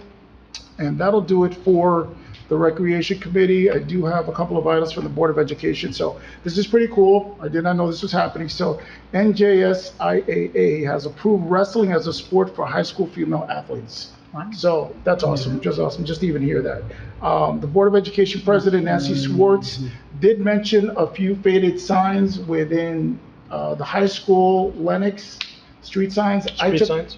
Yeah, I took a drive. I didn't see. I may need to get specifics from her. If you just get a list, and I'll send it over to Yeah, them. definitely, absolutely, Mayor. Board of Education Trustee Carl Padula, he discussed his facility report, and in this facility report, he was meeting with a variety of vendors regarding solar panels being placed on the schools. They're currently in discussion. Nothing's confirmed. Nothing has been definite. And I'll follow up and I'll bring it up on my next report if it does move forward. Okay, But great. that'll do it, Mayor. And going back, just, you mentioned the dance there, we're going to be having the Teen Center dance, I think it's this Monday. $5 for any child that wants to attend. We get great turnouts, over 100 kids show up, they have a great time. They usually give them some food, great music. They seem to be really enjoying that, so if you know any kids interested, please pass that word around. Councilman Devine. Thank you, Mayor. I too think Pompton Day, we don't have much more to add, but it is a phenomenal event. It was great to see everyone out. The work by the borough, by our Recreation Commission to organize it. And I think it's been said before that, every town seems to have these kinds of events. What sets this one apart in particular is it is a volunteer-driven event, where we don't go and we don't hire another company to bring in these vendors. It's all the hard work of a lot of volunteers to make this happen. And it's, the police walking around, our public works employees making sure that the garbage is consistently taken care of. It was a beautiful day. and a lot of hard work, and looking forward to next year's as well. This past Sunday, attended the 9/11 ceremony. I want to thank our office staff for continuing to organize it. Having it on a Sunday, and actually on 9/11 really means a lot. It was great to see the community out. Still, as the mayor remarked that day, there are communities that have kind of stepped away from actually holding the ceremonies. It means a lot to me personally, that we continue to do that, so I appreciate everybody who shows up for that. I want to recognize my friend Councilman Bennon for his efforts in 9/11 Promise Run. I think every year he gets a little bit better at running, which is good. You always want to get a little bit better. You actually did Pompton Day, 5K, so that's good. But again, just thank you for representing our community. It matters. This past Monday, I attended the Shade Tree Commission. As Mr. Hayne pointed out, one of the key items of discussion was the spotted lanternfly. I know we put it out on social media tonight, or today rather. It is important that residents keep an eye out for the spotted lanternfly right now. As the state has made aware, they don't even care about reporting. There are grants going out to the counties at about $15,000 per county to address the issue somehow, which kind of feels like throwing a rock into the ocean and for the waves, to see some waves. But it is important that we continue to try and address it as best as we can. Our discussion probably went very much like the discussion on the video today. It's tough to do things in isolation when you have 565 municipalities in New Jersey and expecting, one municipality to act. And again, would feel like throwing a rock into the ocean for us to do anything when other municipalities aren't doing anything. Just to make perfectly clear, I know the mayor pointed out that the planning board meeting is canceled for next Tuesday. There are no applications, therefore no reason to meet. And again, just want to welcome all the students, teachers, our crossing guards, and everyone else back to school for hopefully another great 22-2023 school year. Interesting enough, I was talking to my wife about this, and my daughter Daniela is in second grade. I thought it was interesting that she started kindergarten, and at the time it was that hybrid schedule. You were in for half a day, then you were out by noon, and then you spent the rest of the day on the computer. Last year, they kind of went back to a full-time schedule, so an incremental improvement, but they were still wearing masks, there were still all these protocols. And then this is the first year that things are really back to normal. So it's the first year at Lennox where things are truly back to feeling really somewhat normal that way. So looking forward to a good school year for both of our children. And that concludes my report. Thank you, and thank you for reminding me. I forgot completely about the 9/11 ceremony. A great ceremony. I thank Liz for everything you did for putting that together, Kathy, all the people in the office. No matter what the weather was, it was a little drizzly, a little rainy, people come out, which is always amazing to me that we get support of our residents to come out to those kind of events, especially in bad weather. My police are there, the fire are there, first aid is there. Everybody's there, including the Girl Scouts, the Boy Scouts. It's nice to see. I went to a county function a couple years ago where they had a 9/11 ceremony and they had 6 people there, and that was the county. Okay? It's nice to see Pompton Lakes cares about those things, and I completely agree with Councilman Deline. This is something, at least when I'm still here, we're not going to get rid of. I know some towns are slowly getting away from doing their 9/11 ceremonies. I don't see any reason why we should remember, and we should not. We should let our children understand what happened 20 years ago. It's an important event, so I agree with that.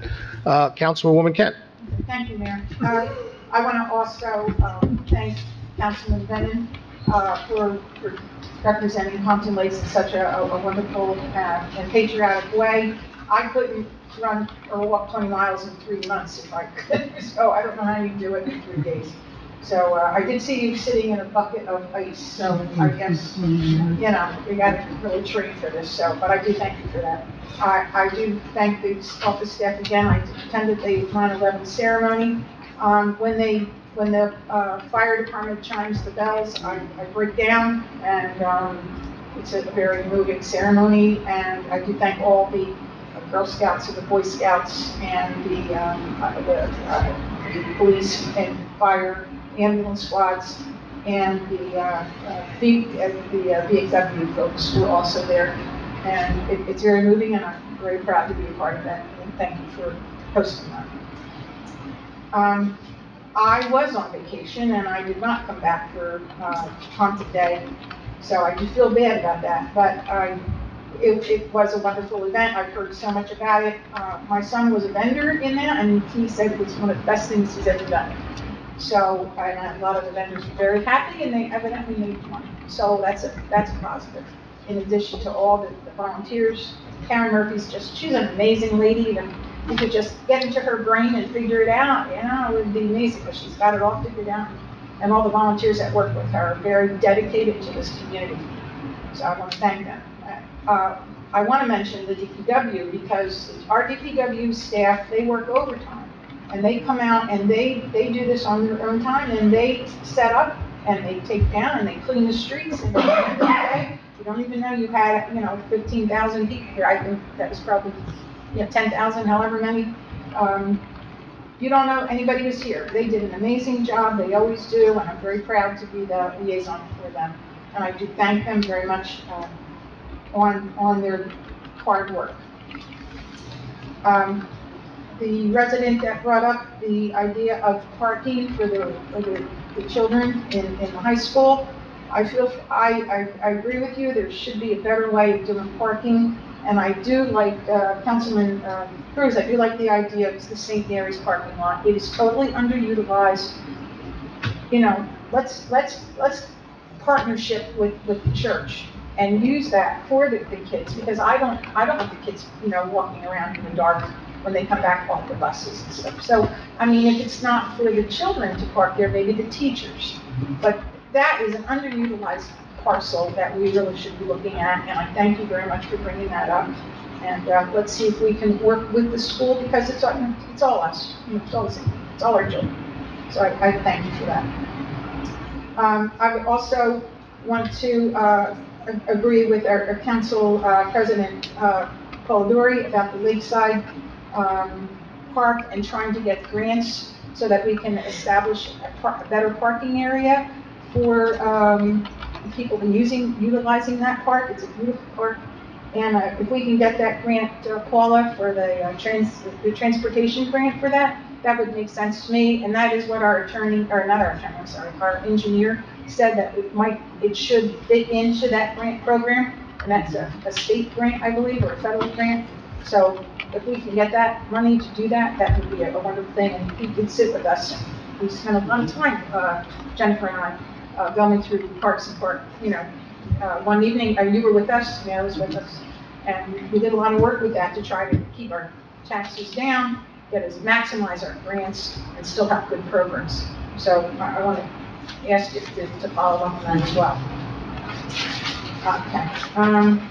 I attended the Board of Health quarterly meeting.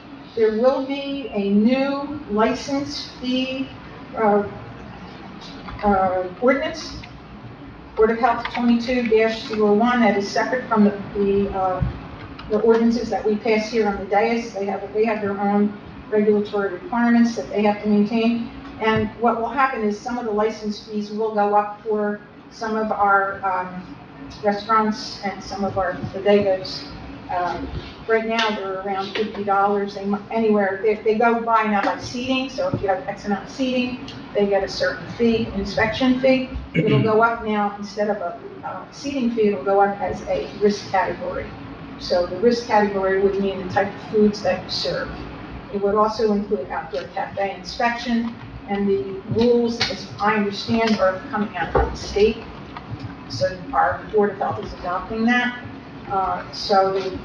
And the risk categories are from risk category 1 through 4. So just so you know, that will be coming out, and they will be sending out letters. Mayor, you were at the meeting. They will be sending out notices to the restaurants and to those food establishments that would be impacted by this. We also are going to have a bone density screening on Friday, November 4th, from 9 to 12. I believe it's going to be here, but the information will be all on the Board of Health website and on the council website. We're also going to have a SMAK blood screening program on Saturday, October 22nd. The cost is $27. And again, there's additional tests that you can test for.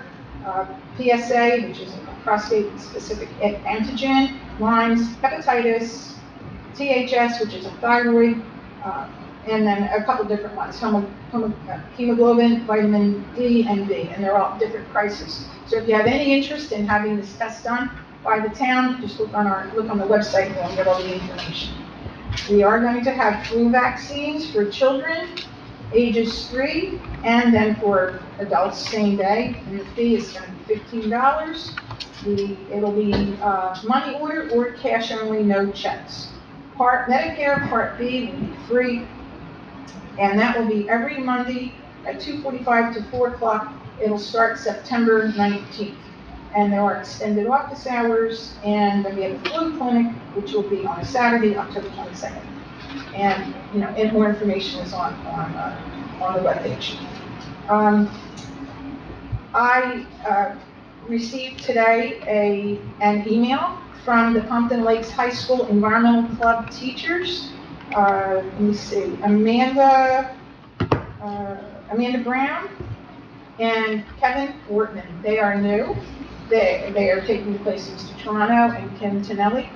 And they were very nice, and it's the first time they actually reached out to us and asked us to include them in any new projects that are coming out. That's great. Yes, I was very happy to see that. So, Councilman Bennett, they want to plant the tulips?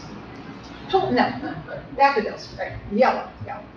They want to plant the daffodils, they want to be a part of the river cleanup, they want to be a part of the Trails Committee, Shade Tree Commission, whatever we want to do, and you need volunteers.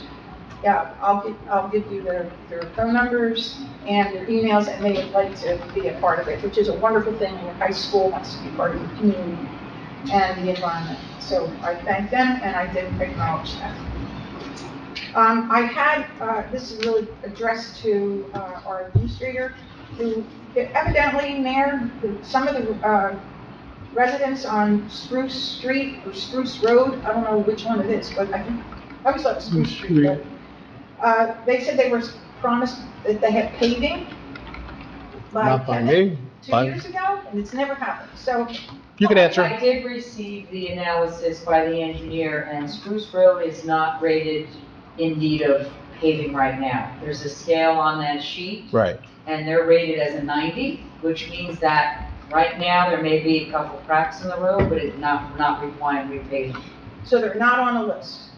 They're on, They're every the road is on a but list. not- So it's triage.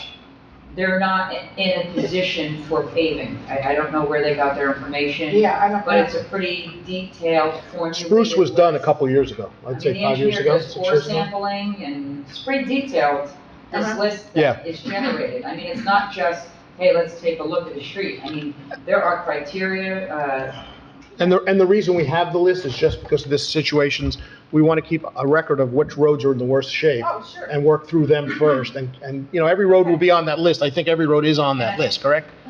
well, I think the south end seems to have more. Or Yeah, one of the well, ends wherever it is works, it's south a end little bit probably, more. yes. So, but we're going to pick that up and continue with that program. Yep. So I think it's great. Well, so I'll add some context to this because I did have a conversation with Kevin a couple of years ago, specifically actually about Spruce as Okay. well.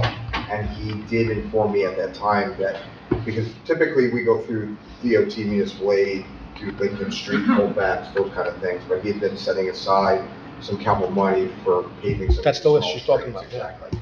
So Spruce originally had been planning, he was trying to do some roads on the north end, roads on the south end. I think we had talked specifically about Spruce, and he did intend to actually do that road. However, when we got the bids back for the Pond Hole parking lot, the amount of capital funding that we needed for the Pond Hole, we had to move that money from that road paving at that time into capital for the Pond Hole because the bid's coming higher. So there was an intention at that time. I don't have the courtesy, or not the courtesy, but I didn't have the ability to see that pavement ranking system I'll or forward anything it like to you. that. I'll forward it to you. So I didn't know where it was, but he had indicated at that time that Spruce was definitely being looked at for repaving, but that's why it hadn't been done too. Okay. Or that was how he explained it to me. So I will return a response to the residents. There were two.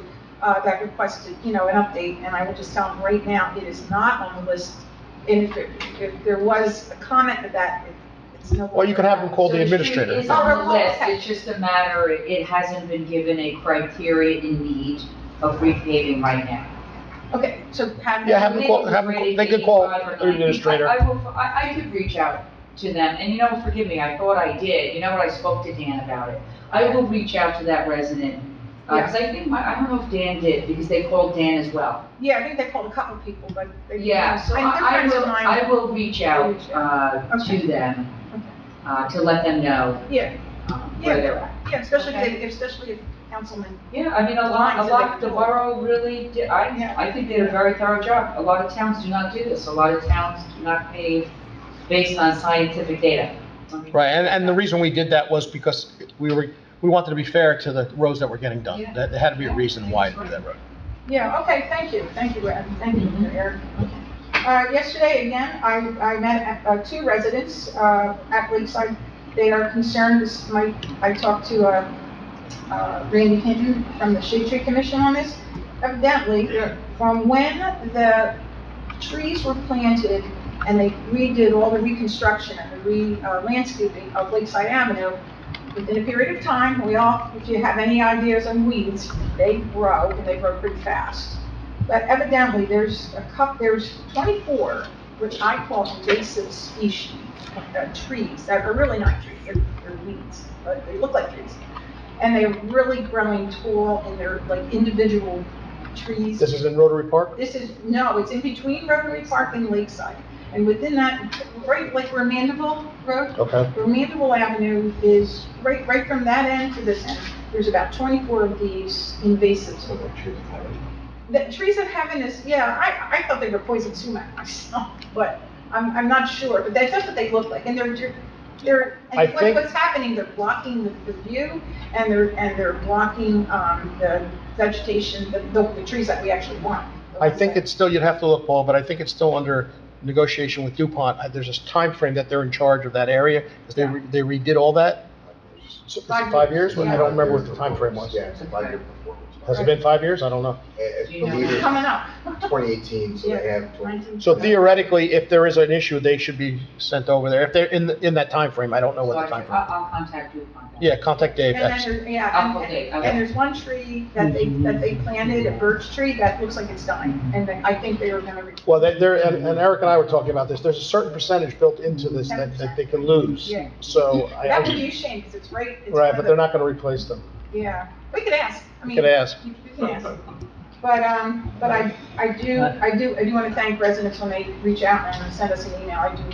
I do, and I'm sure others do. I think the reasoning on that is to hold the banks in place.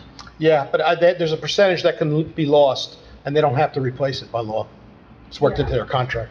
Yeah, and that would be fine, but I would just, no harm in asking to see if they can replace it. It's one of the ones right in the middle of the park.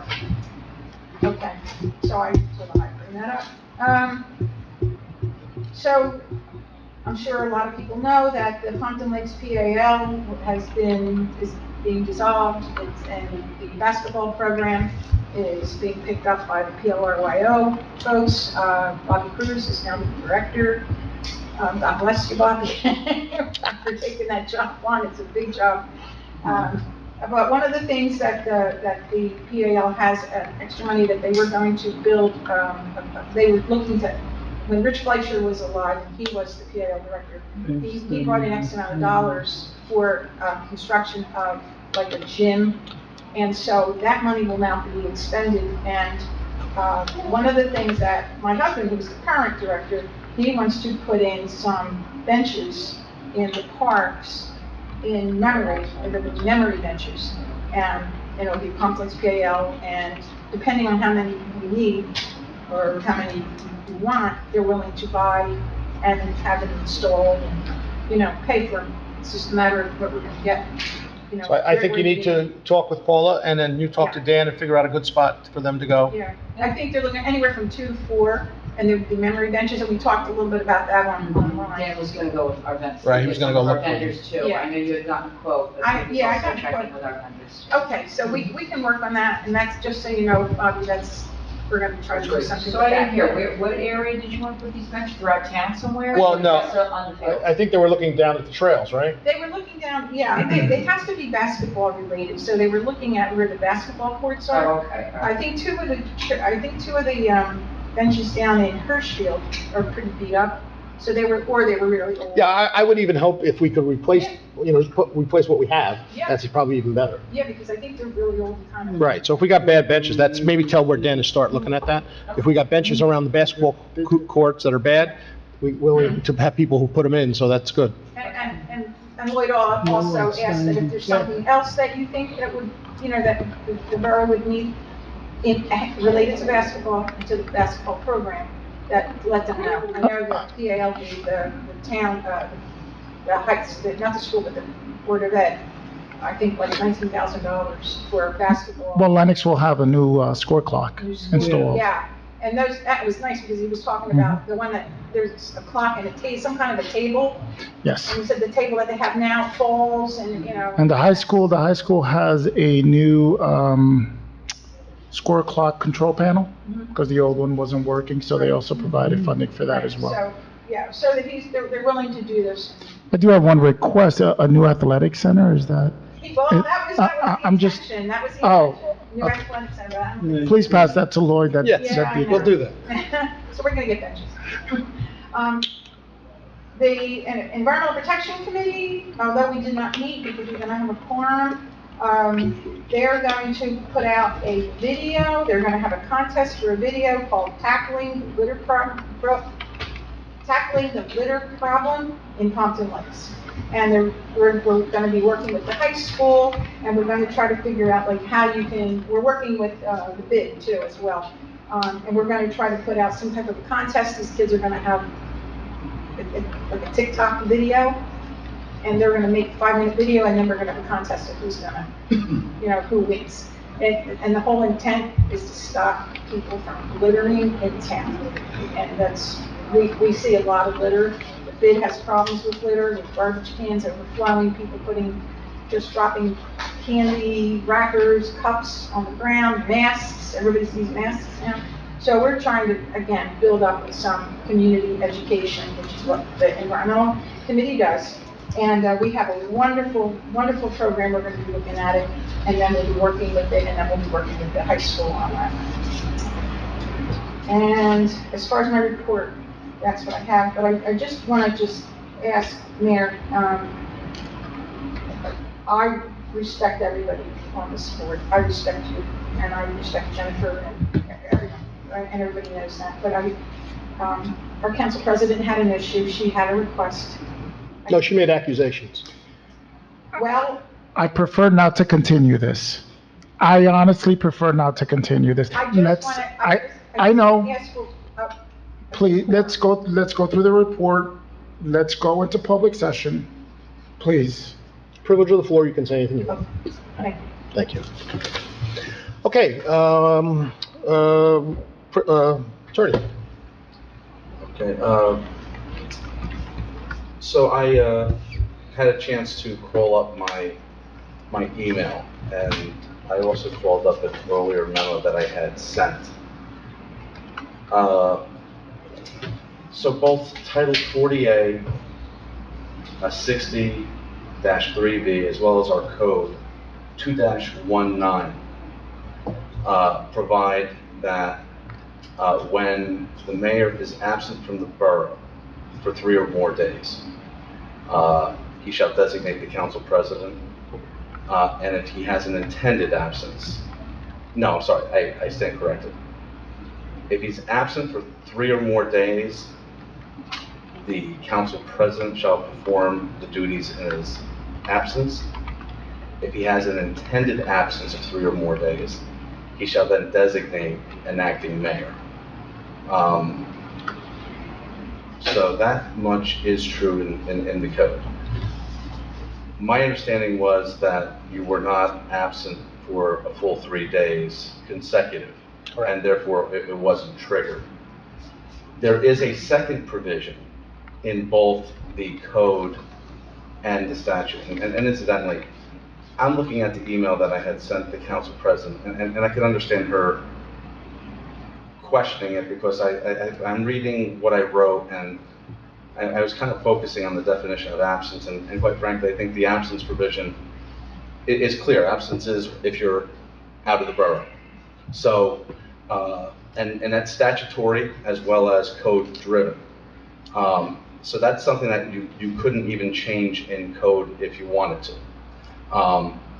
So with that being said, then there's another circumstance where the council president would assume the duties, and that's where you're unable to perform the duties of mayor, and that's where the focus of my email was, and that was that the spirit of the ordinance, I'm kind of reading from my email, is that someone be unable to fulfill the duties of mayor at that point.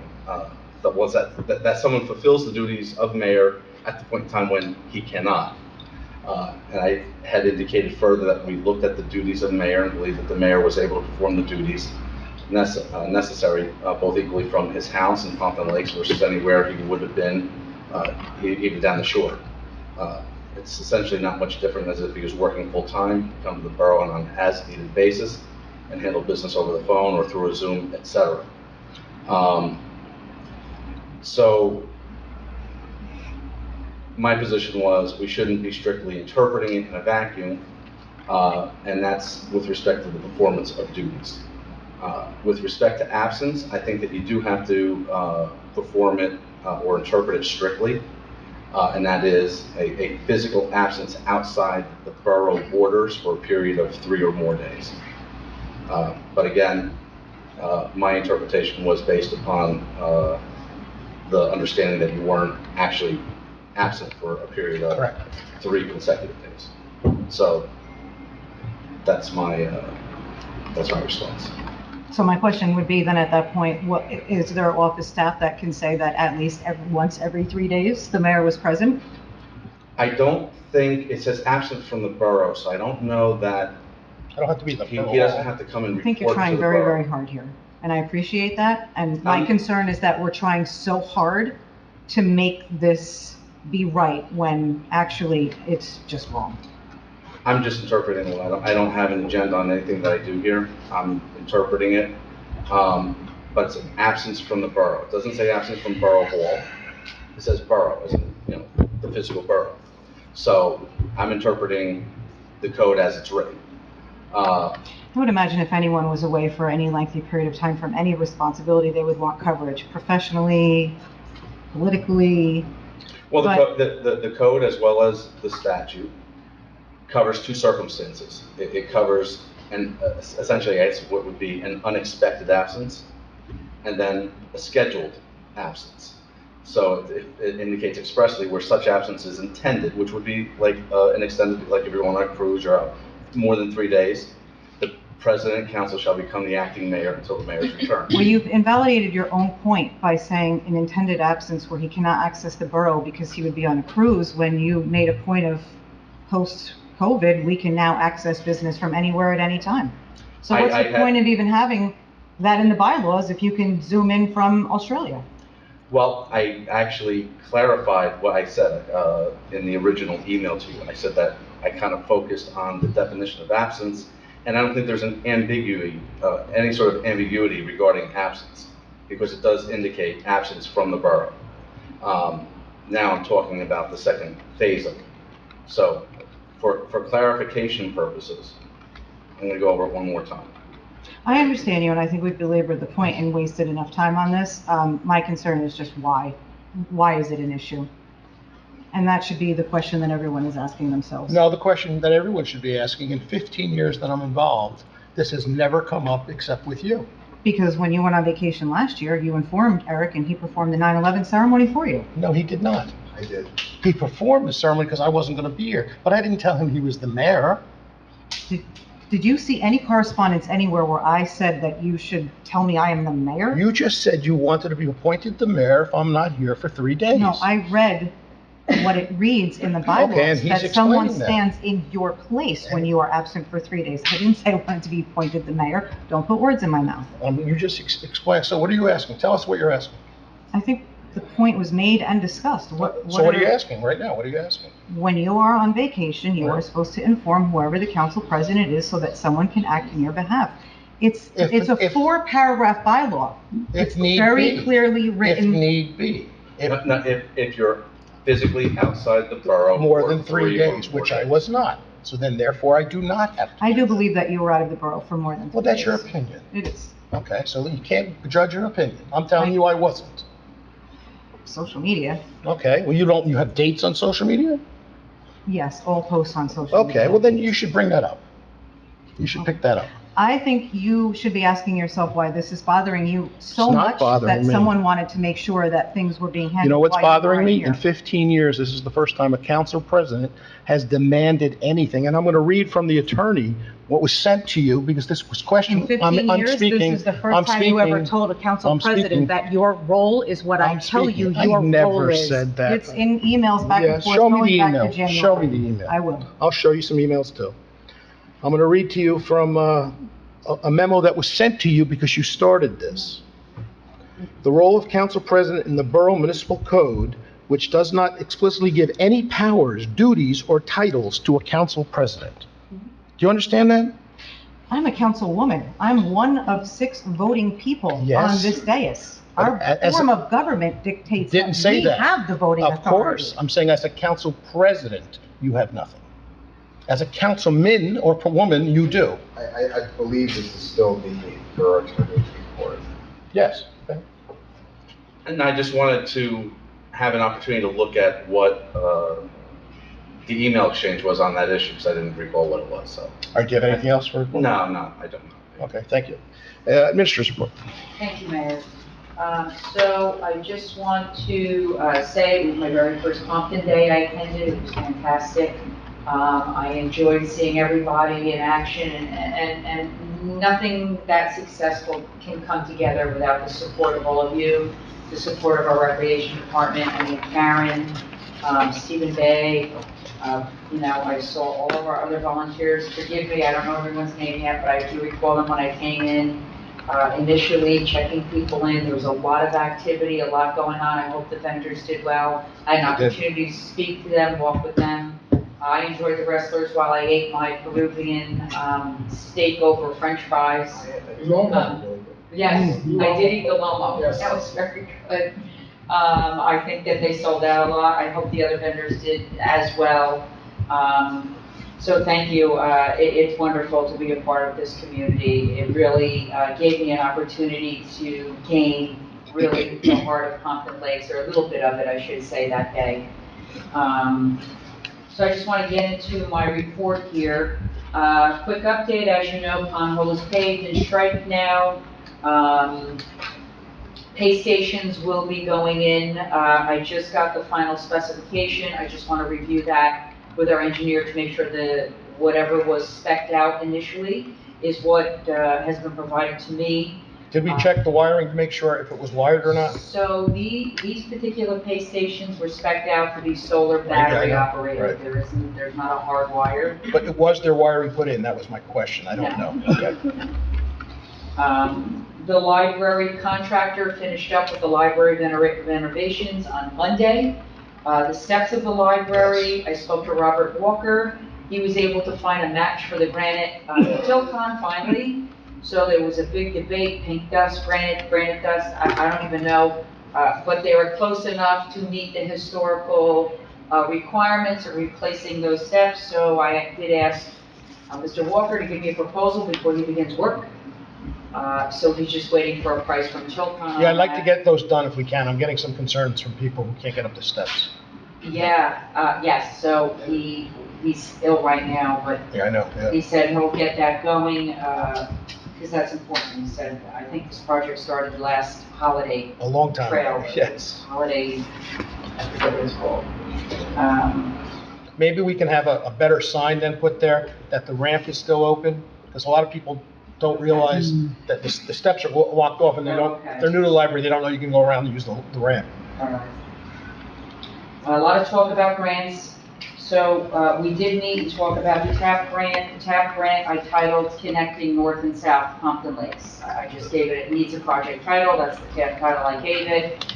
I still would like to meet with you, Councilman DeLine and Lauren as well, because I'm not familiar. I met with Council President. She happened to be in my office. I said, while you're here, can you help me make a little bit of sense out of this map? I do have a meeting set for Monday with the DEP to review that project, because they will be the vetting, you know, they're the pass-through, it's a federal grant, so they're the ones vetting these projects. DEP is Yes. vetting the TAP grant? Really? Yeah, I'm meeting with them for the eligibility of what it is we're gonna present. So we don't want to present a project that, We had a couple ideas, including the one we that don't they want to brought put up, so effort we into wanna get a something feel for it. that, you know, it's gonna require, it's gonna require engineering, obviously, to put together the plan. So let's make sure our plan is a viable candidate for, you know, submission. The other plan was to continue the Lakeside Park project. That is from connecting the sidewalk where the boat launch is, where the new floating docks you just saw put in, all the way to the bridge with some guide rails. That also would be applicable to TAP. However, it would also be applicable to the DOT transportation grant, which I need to speak to our grant writer, because I don't know which one he's speaking about. There's a lot of dollars out there. The state is putting out a lot of dollars, and a lot of these grants have small little things that you must comply with a certain criteria. So I don't know where he's finding this grant. I looked, I want to get more details on that. Again, now, the Lakeside project is in our Lodamont area. Could be eligible for CDBG, is eligible for CDBG funding. So that particular project has 3 opportunities to get money. And maybe we can do 2 at the same So time, we right? could, you know, I'd like to,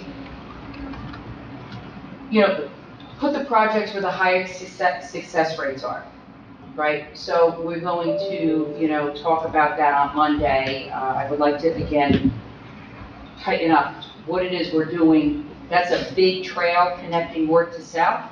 Do we own the properties where the trails aren't built yet? You know, I mean, if we're talking about acquiring property, I think we're talking, so, okay, I'm not sure. So, you know, because I was talking to Dan, part of that trail is along the river, which he believes is people's backyards, where the line was on the map. So I think we need some clarification on that before we really. So maybe Lauren and you should maybe show exactly what you were looking for. I mean, Lauren did a great job of doing, but we really have to pinpoint, how are we taking people off of a dangerous, you know, it's an alternative transportation grant program. How are we removing pedestrians, bicycles lists out of a dangerous kind of roadway into a safer alternative transportation route to get from A to B? I'm not seeing it with this map. It just looks like a nice trail to connect north and south. And they did say we can't do Hirschfield Park pathing with that money either. Oh, they did say that, okay. Let's see. We did file our assistance to firefighter grant. Governor Murphy used some American Relief funds to put out a state assistant to firefighter grant. That's typically a federal grant. Just so you know, we put in for bailout systems and a fit tester machine. So we applied for 50 bailout systems and a fit tester. Fit tester tests the mask every year. It's got to be certified. Firefighter has to have a mask that fits perfectly over their face. The bailout system, you know what, I think it's just a system that you can just bail out of a window or wherever. I'm not a firefighter, so I don't really recall the details of that, but in any event, listen, it's a big safety measure, and I know it's important to make sure that no matter where our firefighters are, they can get out of wherever they are safely. The other comment that came up was the weeds. I just want to point out, I know I'm going to talk to DuPont, but we are working on some kind of a plan Dan and I, to address the weed situation in our parks. And also the bid, I'm waiting for some information from them, just we can get like an annual maintenance contract to just get our areas sprayed and, get our turf on a more scheduled basis for fertilizing and that kind of thing. The other, what was the other thing I want to say? The sinkhole you had brought up. So on tonight's agenda is just authorizing Johnson Soils to provide some oversight.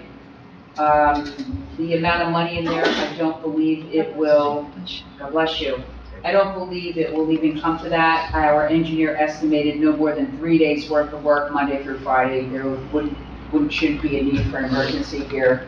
If there is, then we need to close it up and really start to have a conversation. And that's just to test the size of the hole underneath? So the purpose of it is to excavate to the point where we find soil stability. And we need a geotech engineer to define that. I don't know if any of you folks have seen coming into the municipal lot, you see road closed. That's a result of a sinkhole, which we need to define the area that is compromised. So we're working with a geotech engineer, and actually the developer is also contributing to this with excavation and certified clean fill when we need to fix that. Can I leave that one? And Hirschfield Park project. Where are we with that? I don't recall if I put it in my report, because the council president came in and said, I don't recall telling you. I'd like to let you know that Hirschfield Park project was recommended for the $150,000 award, and a final resolution by the county is set to be passed on October 11th. Have we heard anything back about the Joe Grill project? Yes. Okay. So what happened with that? Oh, wait, Willow? Willow. Okay. So the DEP came back, accepted, so after weeks, when you had asked Paula what's going on, I emailed the DEP. The day after that, they asked for our engineer to please upload all of his data in their portal, wherever they look. An email just came through, I want to say Monday, that everything has been successfully uploaded, and they now have 90 days to review. So November, I think 27th. Thanksgiving. November something. Thanksgiving. Was Been a long the time. date that they have. So, like the building department has X amount of days to review a permit, so does the DEP. So they're saying 90 days. Hopefully it'll be shorter. I'm gonna keep up with that. I'm not gonna sit back and wait. Well, we have to check with our open space funding too, that it doesn't run out from the county. 90 days. So we're good. We're good until 23 with that. So that 1990, it was a grant from 2019 and 2020. 2019 was supposed to be done in 21, I believe. So they're allowing us to combine it, so that 2020 grant can be done, or maybe it was 2021, whatever the case is. They take the more recent year, and they start the countdown from that. So they combined it, and they start the countdown from that. So Okay. we're good. Okay. We're good. Lakeside Park, we're talking a lot about that. We talked about that whole parking. So the engineer spoke to him about the concept plan. He's still working on that. He goes, Paul, because I see it on the bills. And I said, I keep seeing this charge on the bills. I haven't seen the plan. So he's going to be getting that together soon too. All right. And that should be it. Any questions for Mr.? One question, just to verify, the one, I guess, stormwater infrastructure one that we reviewed, those studies had to be completed prior to the application, so basically we can't go after that one. Oh, we did bring that up at the meeting, right? We didn't have enough time. Infrastructure, and he said, I had no idea. He didn't give me I didn't realize that it was that deep of a deep dive of a grant. Yeah, that's a lot to submit for a grant application. Especially with. In a short time period. Exactly. Yeah. So Okay. I thought that was That was a lot, and that's a big expense to undergo, Sure. you know? Might as well just rip up the road ourselves. Yeah. Cost of doing something like that. You know what, but there's still a lot of money out there, and, the other thing, very quickly, I have, finally, the engineer found all the plans for the Harrison Place habitat, so I actually have a detailed description of what the project is. I'm just going to send these proposals to some professional landscapers and have them give us a price and for a year maintenance. I believe that was the desire, right? Because it's too much for the trees. No, we can't, yeah, it is too much. You know, so let them give us a year, you know, they have to upkeep this new planting for a year. Okay. All right, and we're still within the ability to plant. Yeah, just make sure that they weren't gonna change the vegetation. I think they were talking about additional trees versus vegetation. Is that the most recent one? I thought they were gonna, instead of putting all the smaller vegetation in, they were gonna put maybe more trees. So this is what's on here. A Chelone glabra. These are all 12-inch to 18-inch trees. You speaking English there, or? Yes, I don't even know what this is. I'm embarrassed. All right, so a common name, much better. White turtlehead, perennial hibiscus, bee balm, wild bergamot, slender, mountain mint, river oats, deer tongues, pansium, broadleaf. Can't answer that. cattail. Does that all sound Yeah, what you desire? I think they were. Sounds pretty. I was gonna say, I Sounds think they very were pretty. talking about maybe lessening the smaller vegetation, some of that's. So the And a big last tree. ones I discussed are ornamental grasses. Yeah, yeah, The other ones are perennials yeah. I'll just make sure we didn't change our mind. and a service berry. Can you do me a favor? Can you scan and upload that, and then I'll have, You know what? I'll have Lauren Bennett verify that there hasn't been any changes. Okay. Yeah, that So we can- All right, I will forward all this to you as well as the road, well, so you folks, if you want to see it. We can send it to them. Yeah, and then I'll send you all our road plan, okay? Okay. All right, thank you. Motion to open the meeting for public comments. Second. Councilman DeWine, Councilman Cruz, all in favor? Aye. Against? Anyone from the public like to address? Please step up. Randy Hinton, 443 Montclair Avenue. Speaking from Shade Tree, touch base with Councilwoman Kent. When she gave me a call today about the Lakeside Avenue, I went there, I checked it all out. I don't really think that our administrator has to contact DuPont. It isn't really any of the plantings that DuPont planted. Okay. All right? These are just, I have a message sent out to our arborist, John Linson. Are they that big? Are they big enough where they have to be cut with an arborist has to come and take them out? No. There's a couple of large trees there. One I just noticed is split. It might have to be addressed, should be addressed. Most of these are just small trees, offshoots of those clump of large trees at the end of Manderville. DPW probably with a pole chainsaw that they have could probably remove a lot of them. Just take them down. You can either let them lay in the weeds and just compost, or if they wanted to take We them just have out. to make sure that there's no restrictions from DuPont when they did all that planting that we're allowed to go on. Is it on their property at all? No, this has got It's all nothing to ours. do. No, Okay, then it's we- from Rotary Park down to Okay. Lakeside Park. So DPW should be able to handle it. Okay. When I hear from John Linson, our arborist, as to what type of tree it is and what we should do, then I'll contact Councilwoman Kent, and then we'll have DPW address it. It shouldn't be a big problem. Where do you think those trees that Councilman Venon was talking about, do you have places for those, or? Well, the 5 trees that Councilman Venning got last year, we've lost 3 already. One is making it. The other one, I don't know where they planted. They need to be maintained. They need to be watered. You know, this is an ongoing problem that we have. But we'll just keep working on it through our administrator and DPW. Do I have any idea right now? No. But, you know, when he gets the trees, and we'll have DPW, we'll look into it. Okay. We'll find homes for them. Pumpkin Day. Didn't make Pumpkin Day. It was the love of my life's birthday, so we all stayed home with family.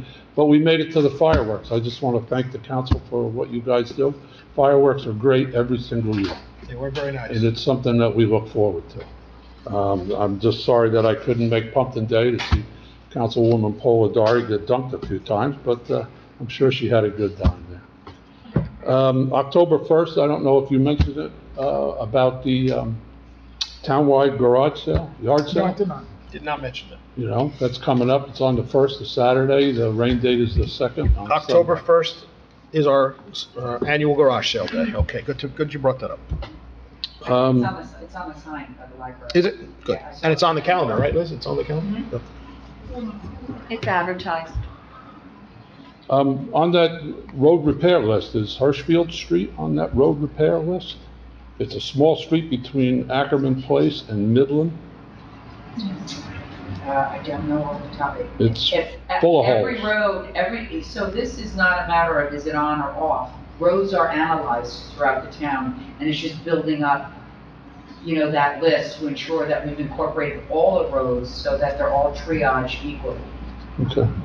It's one I walk all the time when I take my walk. What'd you say, Hirschfield? Hirschfield Street. It's between Ackerman Place and Midland Avenue. Okay. And the last I would like to talk about is I agree with Councilwoman Polidori when she brought up about canceled meetings. This is just something that I've been talking about. I understand your point, Mr. Mayor, about a meeting could be canceled because there's nothing on the agenda. But it's very important to have public session. Now, I know we have public here today, but not all the meetings, even Shade Tree meeting, no public comes, and I can understand your point. But if there's questions on redevelopment that some people have, they need the opportunity to come to the meeting, like I want to go to the meeting, because I'm concerned about that project at 430 Montclair Avenue. I think it's a ridiculous project, bringing too much traffic into that area. But you need to have the meeting. I understand totally. If there's nothing on the agenda, you open up the meeting, you make that statement that there's nothing on the agenda. If you know there's nothing on the agenda, you don't have to bring the whole committee in or commission in. You open up the meeting, you make that statement that there's nothing on the agenda, then you open up the public portion. If there's no public, then you close the public Well, first you'd portion. have to have a quorum, right? You'd have to have a quorum of people. If you have nothing on the agenda, You have to have- what's a quorum have to do? You have to by law. By law? Yeah. Yeah, if you're Now, having a there's- meeting, you have to have a quorum. Now, the open space meeting was just recently canceled because there was no quorum. That's why it was canceled. Why do you really need a quorum in an open space meeting? It's state law. There's a difference between quasi-jurisdictional bodies like planning board, zoning board, redevelopment agency, committee meetings that are regulated by. Could you speak a little louder? Excuse me. Sorry. I'm old, I can't There's a hear. difference between quasi-jurisdictional bodies like planning board, zoning board, redevelopment agency. You absolutely have to have a quorum to hold a meeting. Committee meetings, you get away with a little bit more because they're not controlled by the municipal land use law, things like that. So there's a little bit of a distinction between those kind of bodies. Right. Randy, But- we canceled the open space meeting this month. We could have had a discussion, but we wouldn't have had a quorum. I had 3 parents that were coaching and had games. To ask everyone else to come in to not have an official meeting, to not be able to vote on anything would have been unfair and not a good use of your time. Okay, I can understand that point. But my point is, all these meetings are also for the public. Right, but it's up to the presidents of those boards. It's not up to us here. It's up to the president of those boards if they're gonna have a meeting or not. We can't tell them to have a meeting. They decide on their own if they're having a meeting. So a planning board or a zoning board or redevelopment board, there is a redevelopment board meeting tomorrow. We'll see who shows up. And like you said, there is a meeting tomorrow. If they decide they don't have a meeting, that's their decision. That's not our decision. Well, just speaking from the public, my own personal view from the public, is when meetings get canceled like that, we kind of feel sometimes that, geez, I wanted to say something, I wanted to ask a question, and everything gets done behind the scenes. Well, bring Now, that up. I know I'm not accusing anybody, and that's not always true, but it's the feeling a lot of times the public gets. But bring that up at the meeting then. You'd have to bring that I up. to could, the no, I board. could bring it up tomorrow night at the meeting. Yeah, the meeting. You should bring that up and then let them understand what you're saying. I'd We rather can't go, tell them to have a meeting. I understand. But I'll be there at the meeting. Yeah, I'd good. rather be deer hunting, but I'll make the meeting instead. Thank you. Thank you. Anyone else from the public like to address? Seeing no one, can I have a motion to close the public session? So moved. Councilman Devine, Again, Councilman Beg, all in favor? Aye. Against? Privilege of the floor. Anybody have privilege of the floor? I'll just finish what I was going to say. Again, I just want to say that I respect everyone's opinion up here, I respect the mayor, I certainly respect all the work Council President Calaveras has done in the years, and we all do. And we all do, and everybody's intention here is to make Pompton Lakes a good town to live in. So decorum is very important to me. Sometimes I don't agree, a lot of times, people get angry.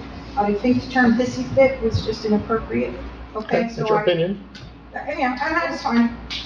It sounds like a sexist term to me. It's not a sexist term. Well, I think Jennifer has a right to talk about what, because we don't have a workshop. Well, she made accusations against me, and I'm going to address that now. And you have every right to address her comments and her concerns, and she has a right to address her concerns, and she has a right to ask the attorney, have full clarification. And that's all I'm asking, is that we always have forum, I think it's even our bylaws, that we can discuss, just decorum, and that's all I'm asking here. Okay. Bobby, that's all I need to say. Thank you. Anyone else? Okay, so I have something. The planning board, redevelopment boards, they have minutes. They take minutes of people who are at those meetings. I'm going to ask to poll all those meetings to see if Council President Polidori has been at any of these meetings. She says she's not getting any information. We've had meetings and I don't see her in the audience there. So if she's saying she can't get the information, maybe she should show up to a meeting and get the There hasn't been a information. meeting in 6 months. There's been meetings in 6 months. There has been.